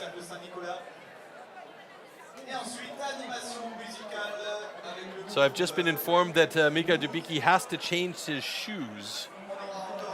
Okay. I have noticed that some athletes in this format will wear spiked shoes during it. And so I understand the spiked shoes during single buck or during hot saw, but through the whole discipline, isn't that a little bit of a hindrance more than anything? It can be. I think if you train with it, then you'll be fine. For standing, it's a help as well. It's just by the underhand where it can be a little bit tricky getting up on that block, and you have to switch sides so quick that the spikes don't get in your way. Well, like you did mention, Dubicki tends to hop, spin, and land on his switches, so maybe that's to his advantage as they come up. Let's take a look at their shoes and see if they're wearing spikes. No, neither of the guys are wearing spikes. They've got the soft blocks on.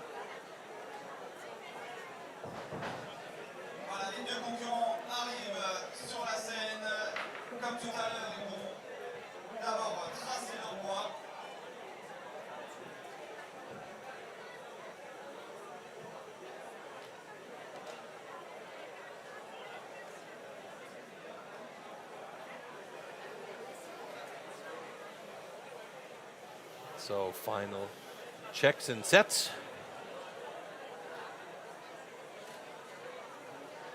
Koen Martens looking pretty relaxed. It's always a good sign.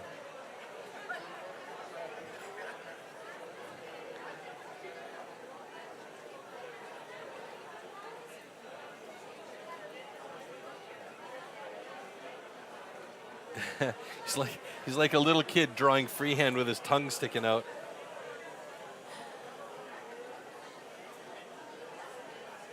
He's been here the last little while camping with his family and just sort of enjoying relaxing time before the competition here today. So I guess that's helpful as well to have your family along for the ride, give you a little bit of moral support. It sure is.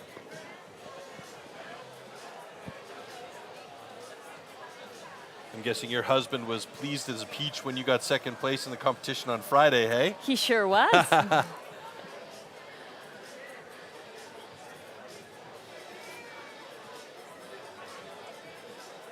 Although he did kind of say, why not first? Oh, it's one of those situations, is it? Yeah, see, Nina and I, we both had the same amount of points. We both had 27 points, but the time is what, she was just so much quicker on the underhand. And then, yeah. Well, you'll have to go back and show him how the underhand is properly done. Slap him around a little bit.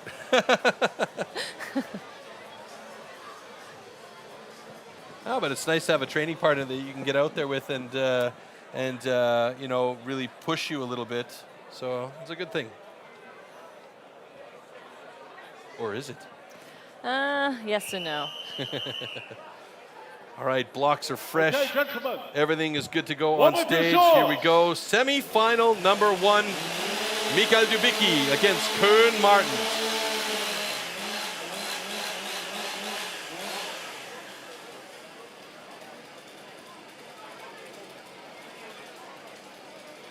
Athletes, ready. Stand to your timber.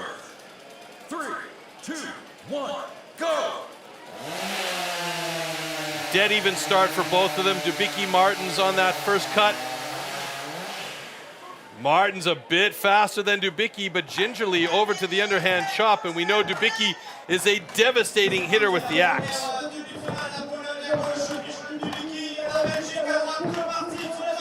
Koen Martens looking very relaxed as he turns over to the other side. Dubicki's already on the other side of his block as well. It's going to be close. Dubicki is through and moving. Oh no, Dubicki's no. axe came out. He's got a big problem now. This could cause him a win if he gets through fast. Koen Martens gingerly now moving over to his single bucket. I think he might have seen that situation, so he just needs to get through this heat.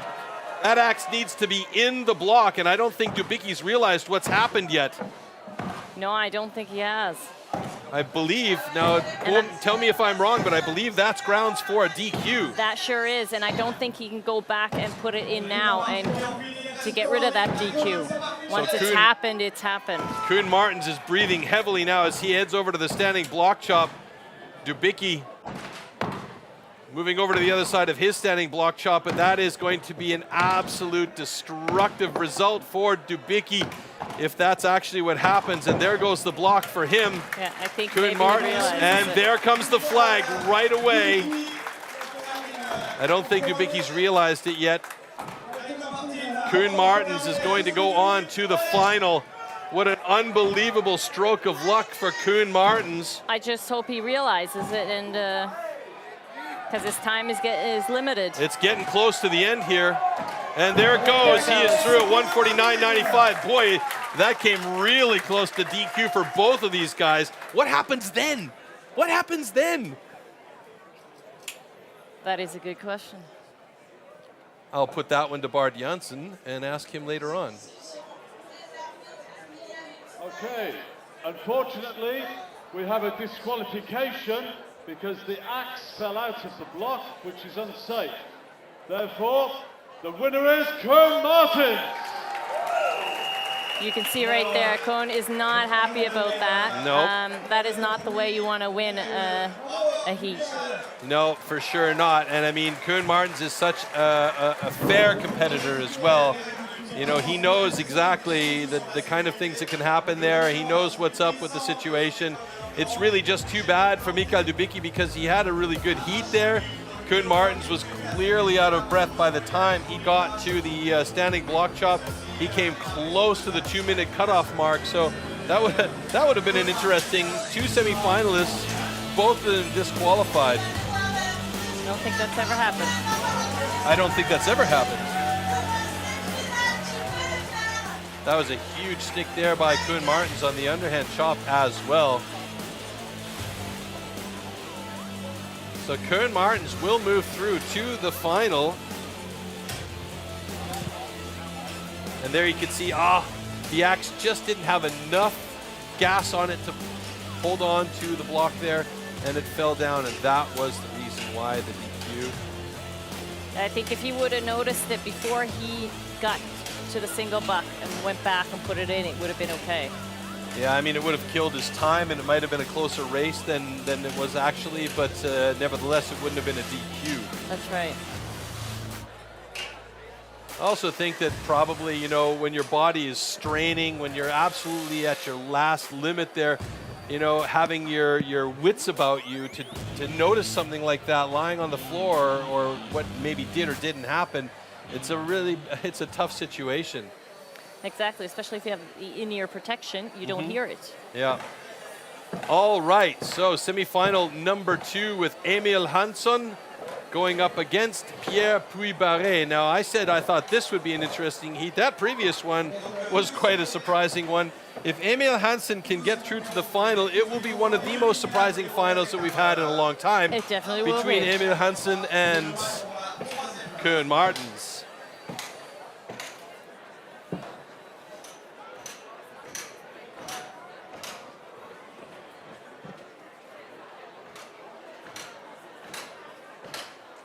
There you see. Well, you don't see it actually. Now you do. Hans Ove Hansen, left-hand side of your screen, black baseball cap on, just striding off, doing last-minute checks on the block to make sure that Emil Hansen's block is sturdy and solid. And Dan Janssen putting the last bits of zip ties and everything in place.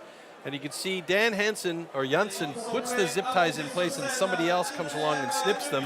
This is the process of double checking. So that's right.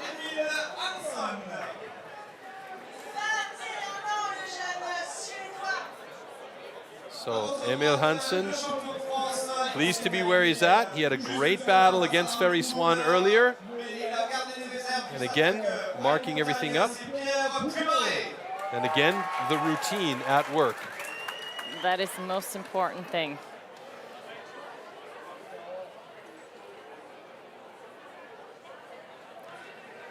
That's one way to block out everything else. It's making sure you're getting your thing, everything marked and put where you want it.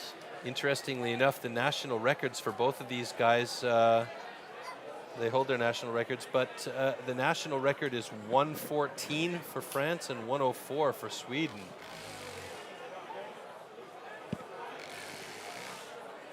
I'll have to double check that. Yeah, personal best, 104.98 and 114.48. So here we see time-wise, the advantage goes to Emil Hansen. But as we've seen today, Pierre Puy-Barré can be a surprising competitor.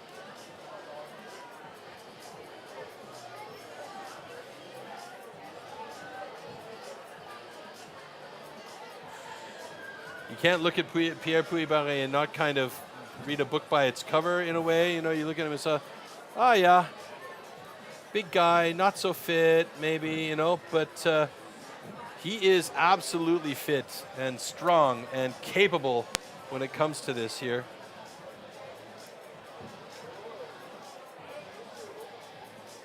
So can you tell what kind of an axe that is just by looking at it? No, I missed it. I didn't get close enough.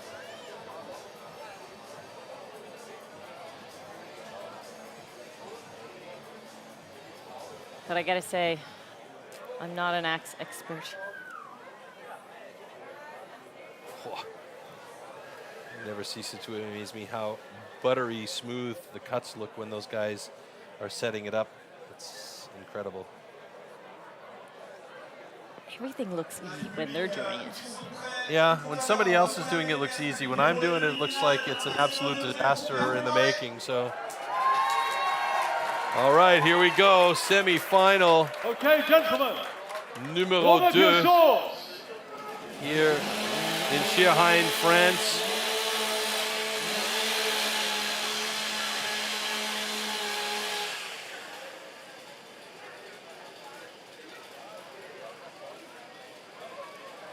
Athletes, ready. Stand to your timber. 3, 2, 1, go.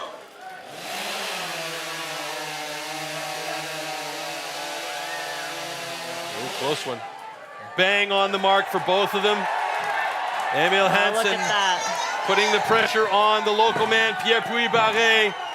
Emil Hansen in the yellow, Pierre Puy-Barré in the blue. Both of them driving some big hits into that block. Emil Hansen moves over to the other side of his block ahead of Pierre Puy-Barré. Puy-Barré has moved over now as well. Emil Hansen with a couple of sticks there as he tries to work through the second side. Pierre Puy-Barré still battling with him to try and get there. It's going to be close, but it's Emil Hansen now moving over to that single buck with the advantage as Pierre Puy-Barré is looking like he's getting a bit tired here on that underhand chop, struggling to get through. Finally he does. The axe is in place.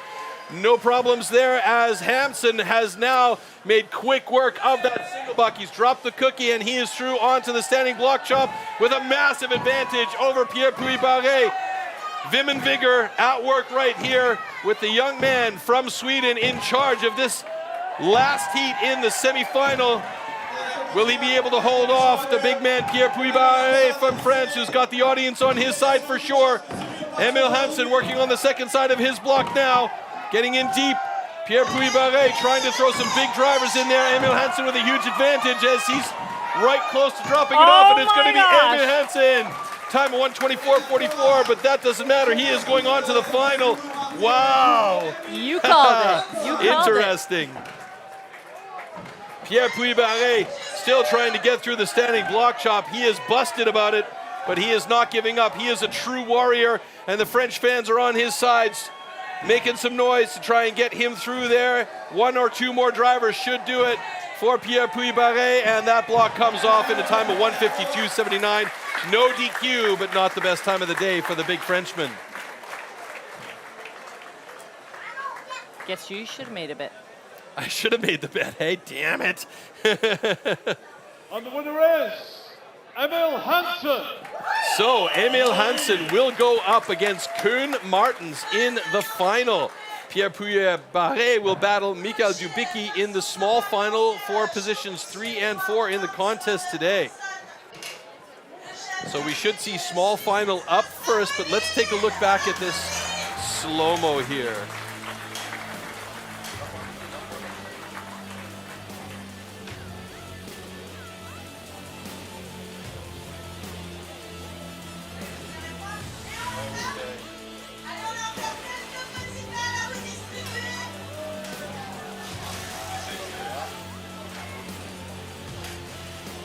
Those are extremely hard hits right there from Emil.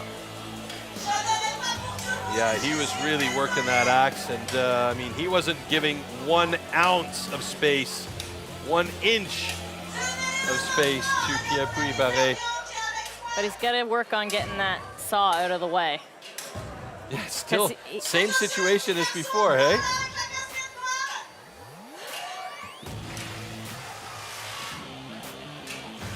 Yeah, but he's noticing it. He's got it in mind. He stepped over it. Didn't have to worry about the disc this time.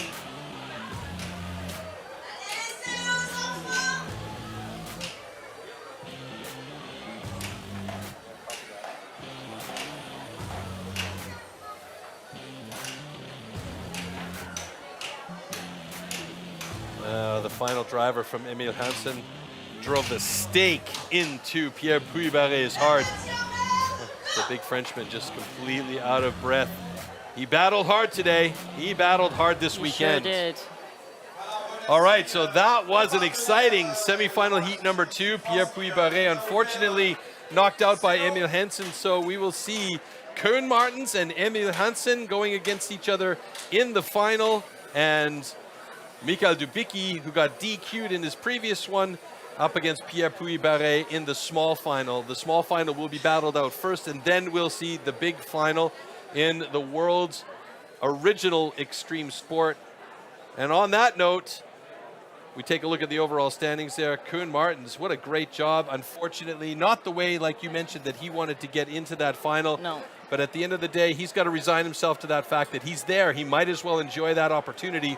And That's really, right.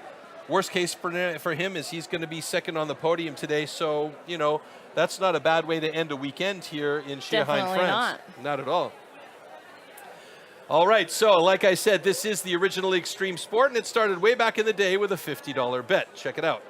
Expert woodsman who can cut down a tree more easily than most people can chop one up. When it really comes to tackling large lumps, you can't beat the men of the forestry companies.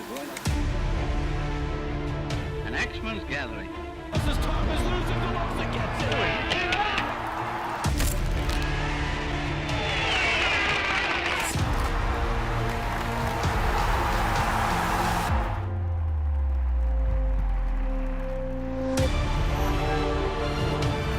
Look at this, Korek is playing a great game of catch-up.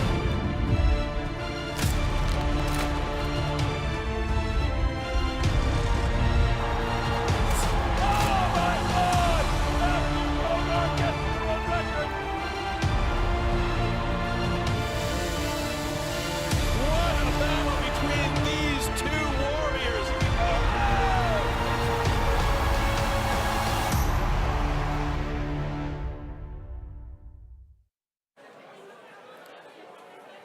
So there, as you see, the original extreme sport, timber sports, started back in the day with a $50 bet, and here we are with a massive stage presence here, awesome experts at our sides to be able to bring you some of the most exciting timber sports in the world.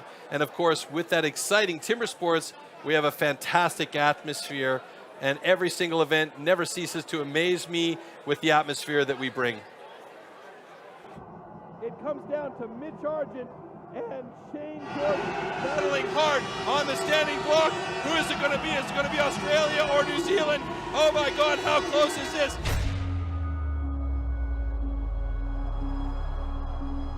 And it's Australia! The atmosphere last night in the team's relay was unreal. That is their title of Team World Champion 2 years in a row. Oh, definitely. It'd be the noisiest crowd I've competed against. Shane Jordan's already over there. Yeah, I'm actually kind of getting goosebumps thinking about it right now. The crowds here, they were just erupting. You feel the energy of the crowd. My goodness, what a great comeback from Belgium with a time of 1. The crowd was absolutely electric. And it was so much noise and support. Ja, doch, das pusht schon rum und mein Fanclub ist auch da. Very passionate about their country and, yeah, their competitors. Yeah, it feels super. Oh my goodness, look at this. It's pretty awesome to compete in front of a crowd like this. But he's not giving up. He's looking good. Like such an adrenaline rush. It's an amazing feeling.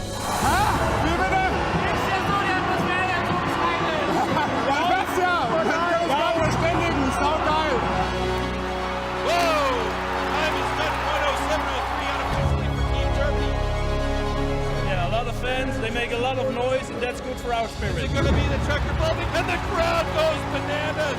It's absolutely extrem hier. Man hört's.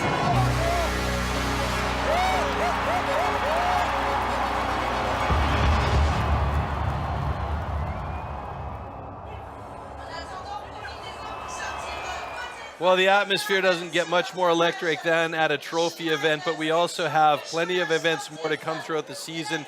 And at the very end of the season, we will, of course, be in Gothenburg, Sweden for the individual world championship and the team trophy. The team trophy will be on the 28th of October, and on the 29th of October, we'll have the individual world championship going on there. So lots of action still to come up until October. And you can check out all of the different live streams by going on to STIHL's website and just having a quick look there to see what's available and when it's coming up. Now, we have plenty of action still to come here in the European Trophy Format 2022 here from Schierhain. I am with Jolanda Gnedinger, and we are just about ready to go with our 2 final heats, the small final and the big final. But before that, we're going to take a quick look at where the wood from this event comes from. We as STIHL Timbersports pride ourselves that all wood is sustainably grown, harvested and recycled to minimise the overall amount of wood processed. Firstly, this popular wood is grown on certified plantations. Secondly, the white pine for our sawing disciplines is only sourced from certified forest management.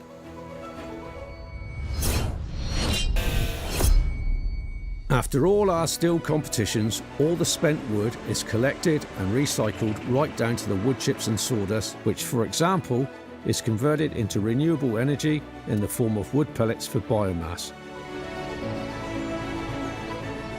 We quest to find certified partners. This ensures that all newly planted trees are nurtured and managed, promoting maximum efficiency and sustainability for the future conservation of our valuable forests. Therefore, as you can see, with good harvesting practices and good management with silviculture, the ground is quickly replaced by new trees, or could even be used for arable for farmers and future rotations. All right, Yolanda, here we go with our final. Michael Dubicki in the small final up against Pierre Puy-Barré, a couple of guys that we never really expect to see there, but here we are. That's right. It's what it is. You can't change it now. It is what it is. So that battle will be between those two guys for the position number 3 on the podium. And then we will see Karen Martens battling against Emil Hansen in the big one for the top spot on the podium. So in the meantime, we're going to focus on that small final with Michael Dubicki and Pierre Puy-Barré. And once again, they're on stage checking all of their stand positions, checking all of their block markings, checking all of their axe spots, and following their usual routines. Should be an interesting battle between these two. And Michael Dubicki's looking a little bit tired after that last battle with Emil Hansen. With Kern Martens. He just, a little bit of a mental breakdown there with the axe. Perhaps he didn't even realize it, like we talked about. You know, you're so tired, you're so spent, and you probably didn't pay attention, and you didn't hear anything with the earbuds in as well. That's right. And then, of course, Pierre Puy-Barré, even with the support of the crowd behind him, he just wasn't quite at 100% on the underhand chop, and then, of course, on the standing block, he just didn't have it left in him by the end of the heat. No, so I don't think we'll see any amazing times here. It's getting to the end of the day. They've had a few great rounds, but... Yeah. Let's also not forget that Pierre Puy-Barré battled through the national championship the other day as well to take the win. So that's right. He's had a full day Saturday and now a full day Sunday of action. Michael Dubicki's had the advantage of not having to actually compete, but then again, he's battled through the whole day of training as well as the time trials, qualifier, and then into all of the different rounds to get through to this small final. So it's just a lot of action for these guys as they get set up on stage here for the final, or small final in this case. Small final, right.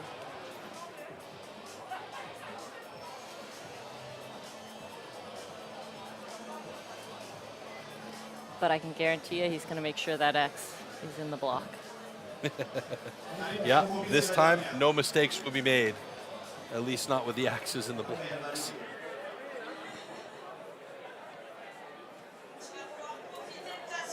Okay, Michael Dubicki just waiting to put his single buck in place. He's putting his ear protection in, that's what I'm seeing. And there we see Pierre Puy-Barré, he is ready to go.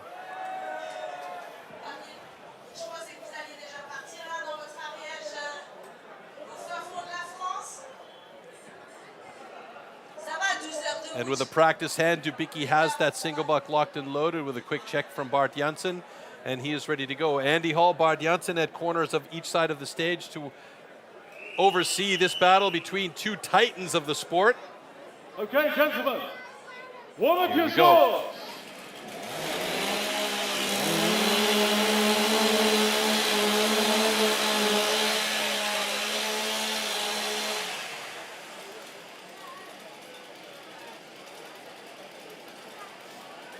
Athletes, ready! Stand to your timber.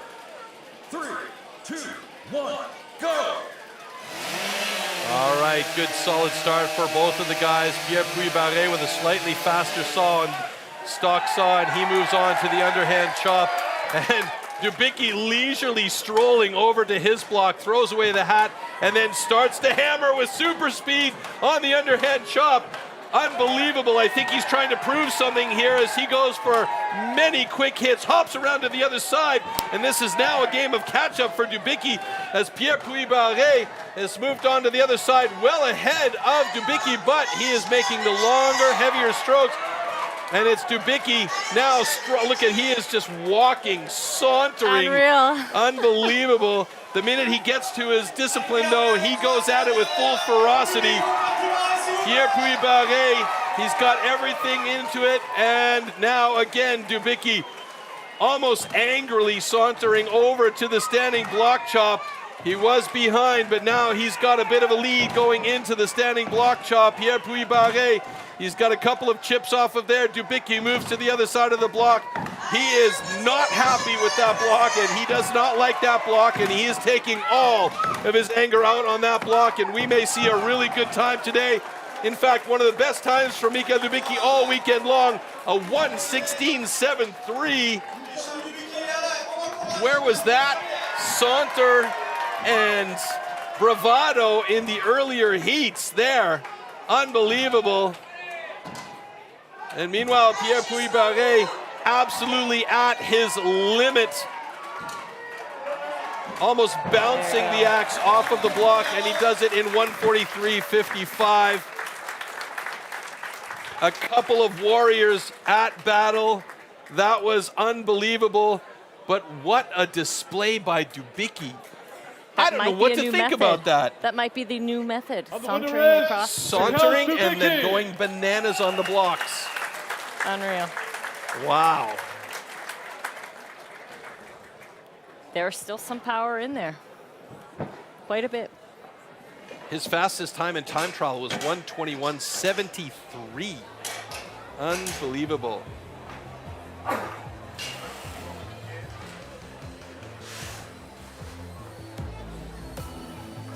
So, Pierre Puy-Barré, not wasting any time, moves over. Look at the stroll. Throws the glasses down. What am I doing here? And then, got rid of the hat. Don't need that. And bang, bang, bang, bang, bang. He just destroyed that block. Unbelievable. After so many heats, to still have that much power. Yeah. And I mean, the quickness of the axe as well. It's amazing. And again, a little stroll over to the single buck. And then hating on that block.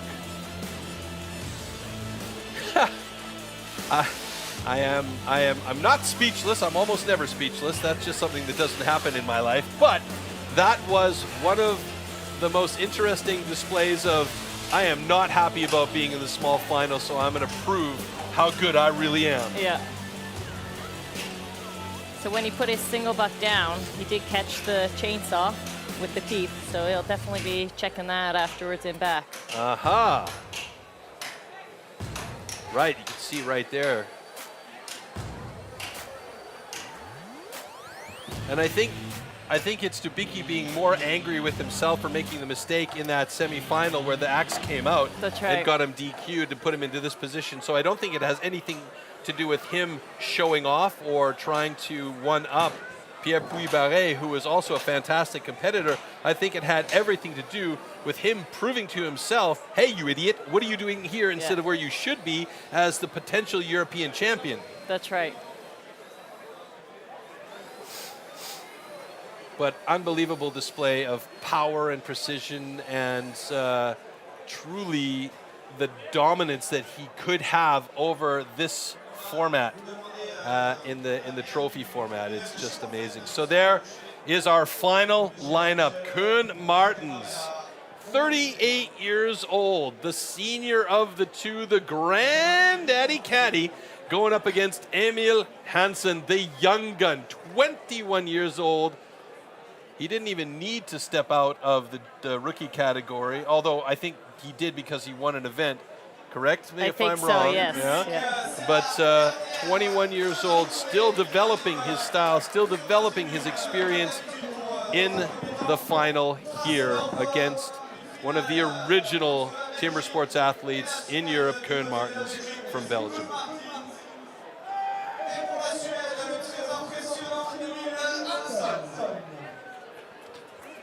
Looking for the tongue, and there it is.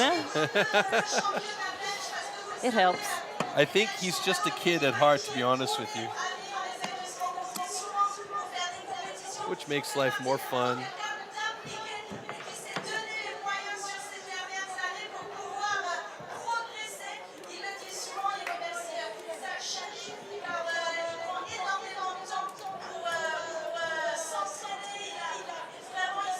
Emil Hansen with the final markings and lineups there. And the pressure is mounting as our final is about ready to go.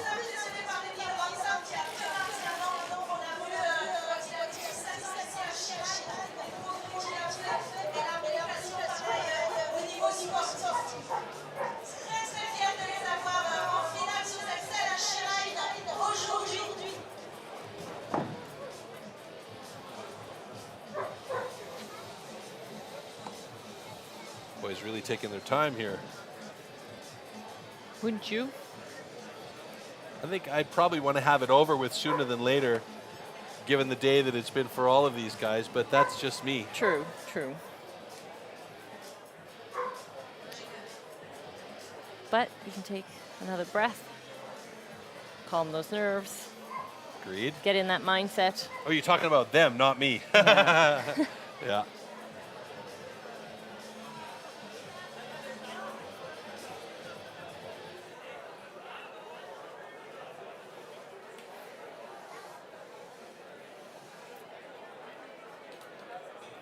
Allez, c'est parti pour la finale de l'European Trophy 2022. Kuhn is ready to go. Emil Hansen, last bits of positioning here for him. Similar in their saw placement.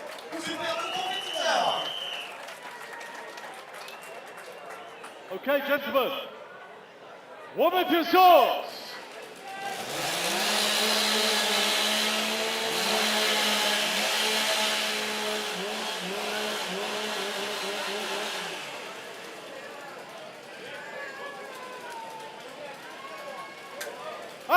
All right, folks, here we go. It's the final for the European Trophy 2022 from STIHL in France. Let's get it on.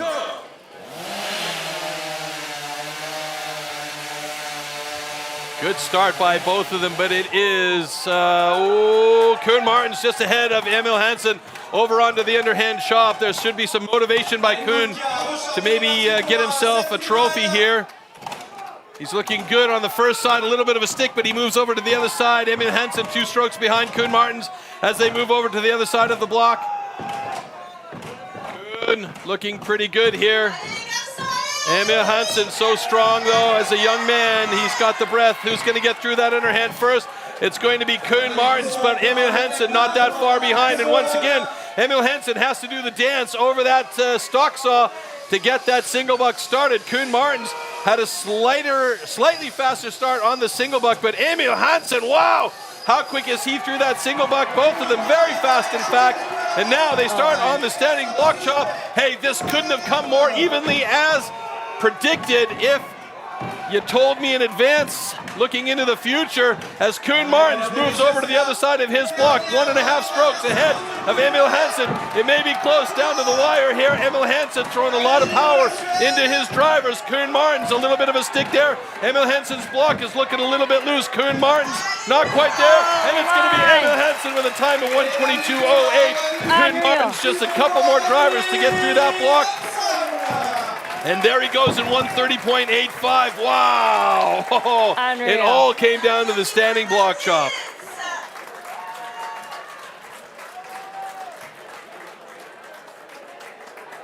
Whew.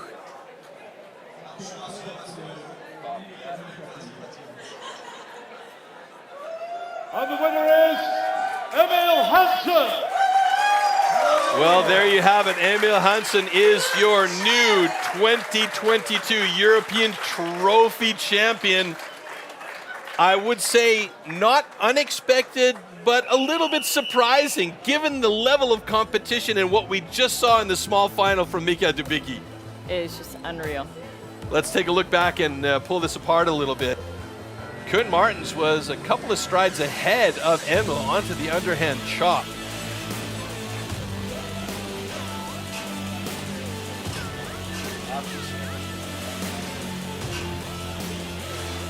Yeah. And there you see another version or another view as Koen Martens just a stroke ahead of Emil heading towards that single buck. Now I actually thought Emil was a bit faster on the single buck than Koen Martens was, but they dropped the cookie more or less precisely at the same time. Koen was even a little bit faster. Let's see if we can get that look right here. There you go. Oh yeah, you're right. It peeled off a little bit, so that could have been a risky one. It's right here on the standing block chop where it just wasn't Koen's day. No, he wanted too much. Should have taken another couple hits on that side before he changed over. You see how much wood he has got left on the other side. Yeah, you're absolutely right. There's a ton there. And And there's the block dropping for Emil Hansen.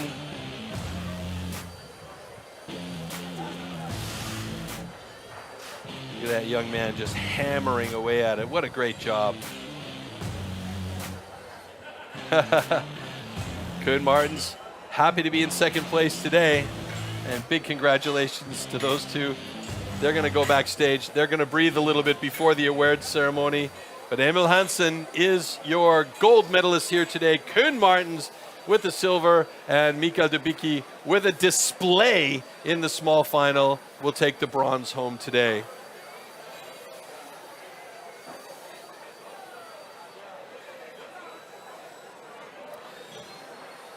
All right, so that was that. Yolanda, your thoughts on this event so far today, this competition? Oh, it's crazy. Definitely unexpected. We're always kind of looking at who's the favorite, and today it was the youngster who made it all the way. At the beginning of the day, we were talking about Ferry Swan, Mikael Dubicki, two of the big guns in this format.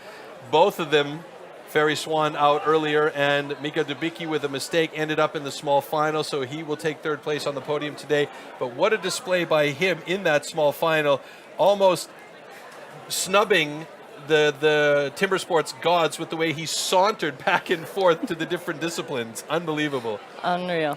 Yeah, fantastic. We're going to go up onto stage shortly for the awards ceremony, where we'll bring all of our athletes back up on stage from the round of 16, and then we'll present the awards. And then afterwards, hopefully, we'll have Emil Hansen here in studio for a quick interview, and then we'll be done and dusted for the day. But in the meantime, we'll get back up on stage for the awards ceremony.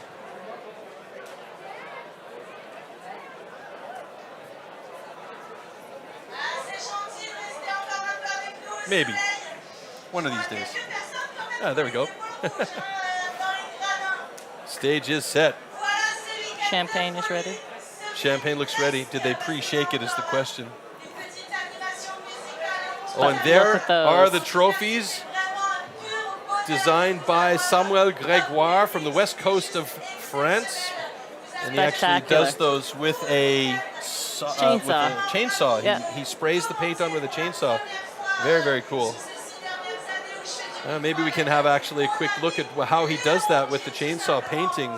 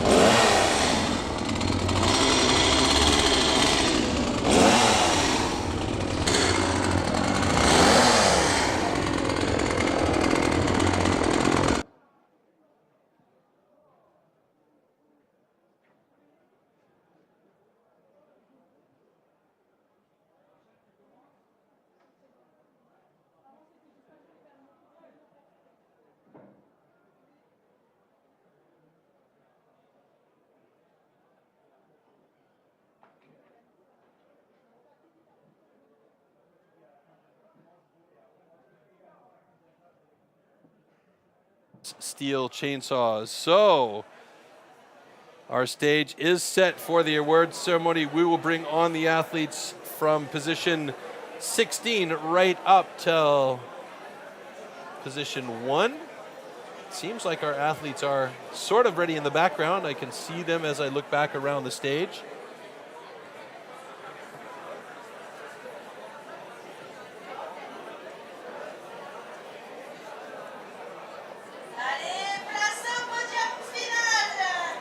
So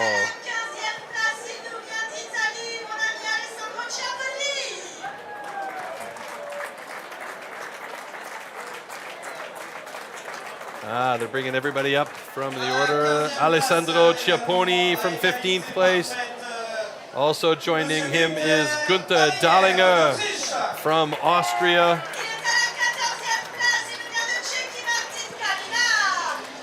Both of those guys with a DQ in the round of 16, so they got even time. Martin Kalina coming up on stage now from the Czech Republic. Next to him will be Germany's Marcel Steinkemper. This was his first competition along with Gunther Dahlinger, so a couple of new guys to the trophy format. And there we go with another rookie, Matthias Klima, no longer a rookie, joining the pro ranks. Redmer Knoll from the Netherlands. And there is Danny Martin from Germany. The next hope for German timber sports, Guillaume Moore, second place in the French Nationals yesterday. They go to the other side of the podiums, and then he'll be joined by your countrymate, Switzerland's Oliver Reinhard. And of course, we're going to bring up Austria's Armin Kugler, the perennial winner of the Austrian National Championships. 8 times he is the winner there. From Sweden in 5th place today, Ferry Swan. Oh, excuse me, 6th place, Jacek Grunwald first, and then Ferry Swan will come up on stage from Sweden. And just missing out by the hair on his chinny chin chin, 4th place, the local hero, Pierre Puy-Barret from France. And hear that crowd standing behind him. They love it. Their fan base in timber sports is absolutely passionate and fantastic.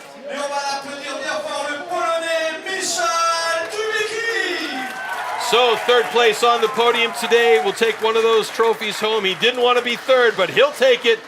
From Poland, Michał Dubicki.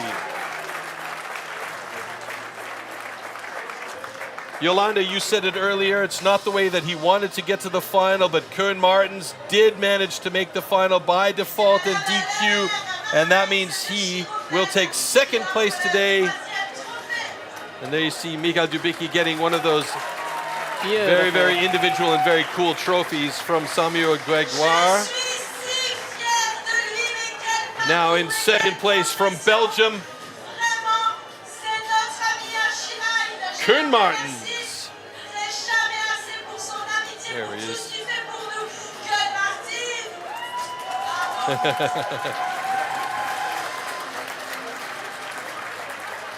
Always a gentleman, Koen. He sure is.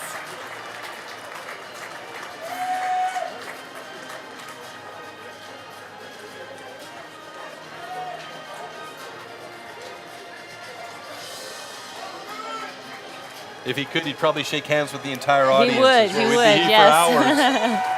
For hours. So Koen Martens, 2nd place here today. And to say that he didn't deserve to be there would be a little bit unfair, because he really put the screws to Emil Hansen in that final battle. So there was no backing down. No. There was no give from Koen Martens at all. So he definitely deserves that trophy. There's no two ways about it. But there you go, one of the youngest trophy winners in the history of the sport, Emil Hansen from Sweden. Just 21 years old, and he takes the European trophy here today in Schierhain, France for 2022. He'll put his name in the history books as one of the winners of this very exciting format. Even Vanni gets a handshake, and why not?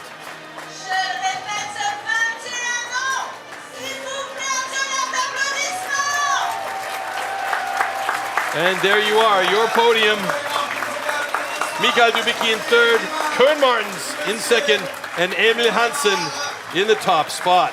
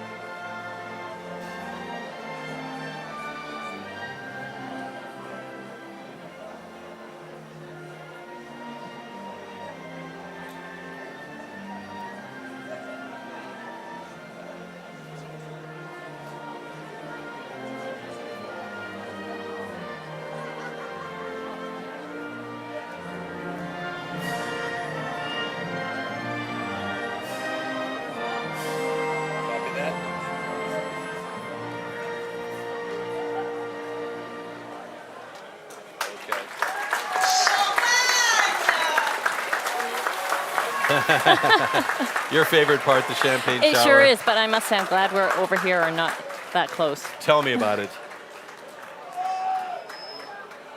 On peut encore une fois les applaudir, ces 16 concurrents de l'après-midi. Ils nous ont fait un spectacle exceptionnel. Well, I mean, after all is said and done, we had a really fantastic competition here today with Emil Hansen winning on top. There's still lots to come, so we've just seen now the European trophy here in Schiehheim. There is also the rookie and the women's competition and the men's pro competition from the States on the 22nd and 23rd of July. Canadian Pro Championships coming from Charlottetown on the 30th and 31st of July. Then the European Nations Cup from Switzerland in Vaiach on the 11th of September. And as we've been mentioning, on the 28th and 29th of October, the Team World Championship. Also a format like we've had here today, the trophy format, as well as the individual World Championship. And that is going to be a fantastic event. Make sure you check that out.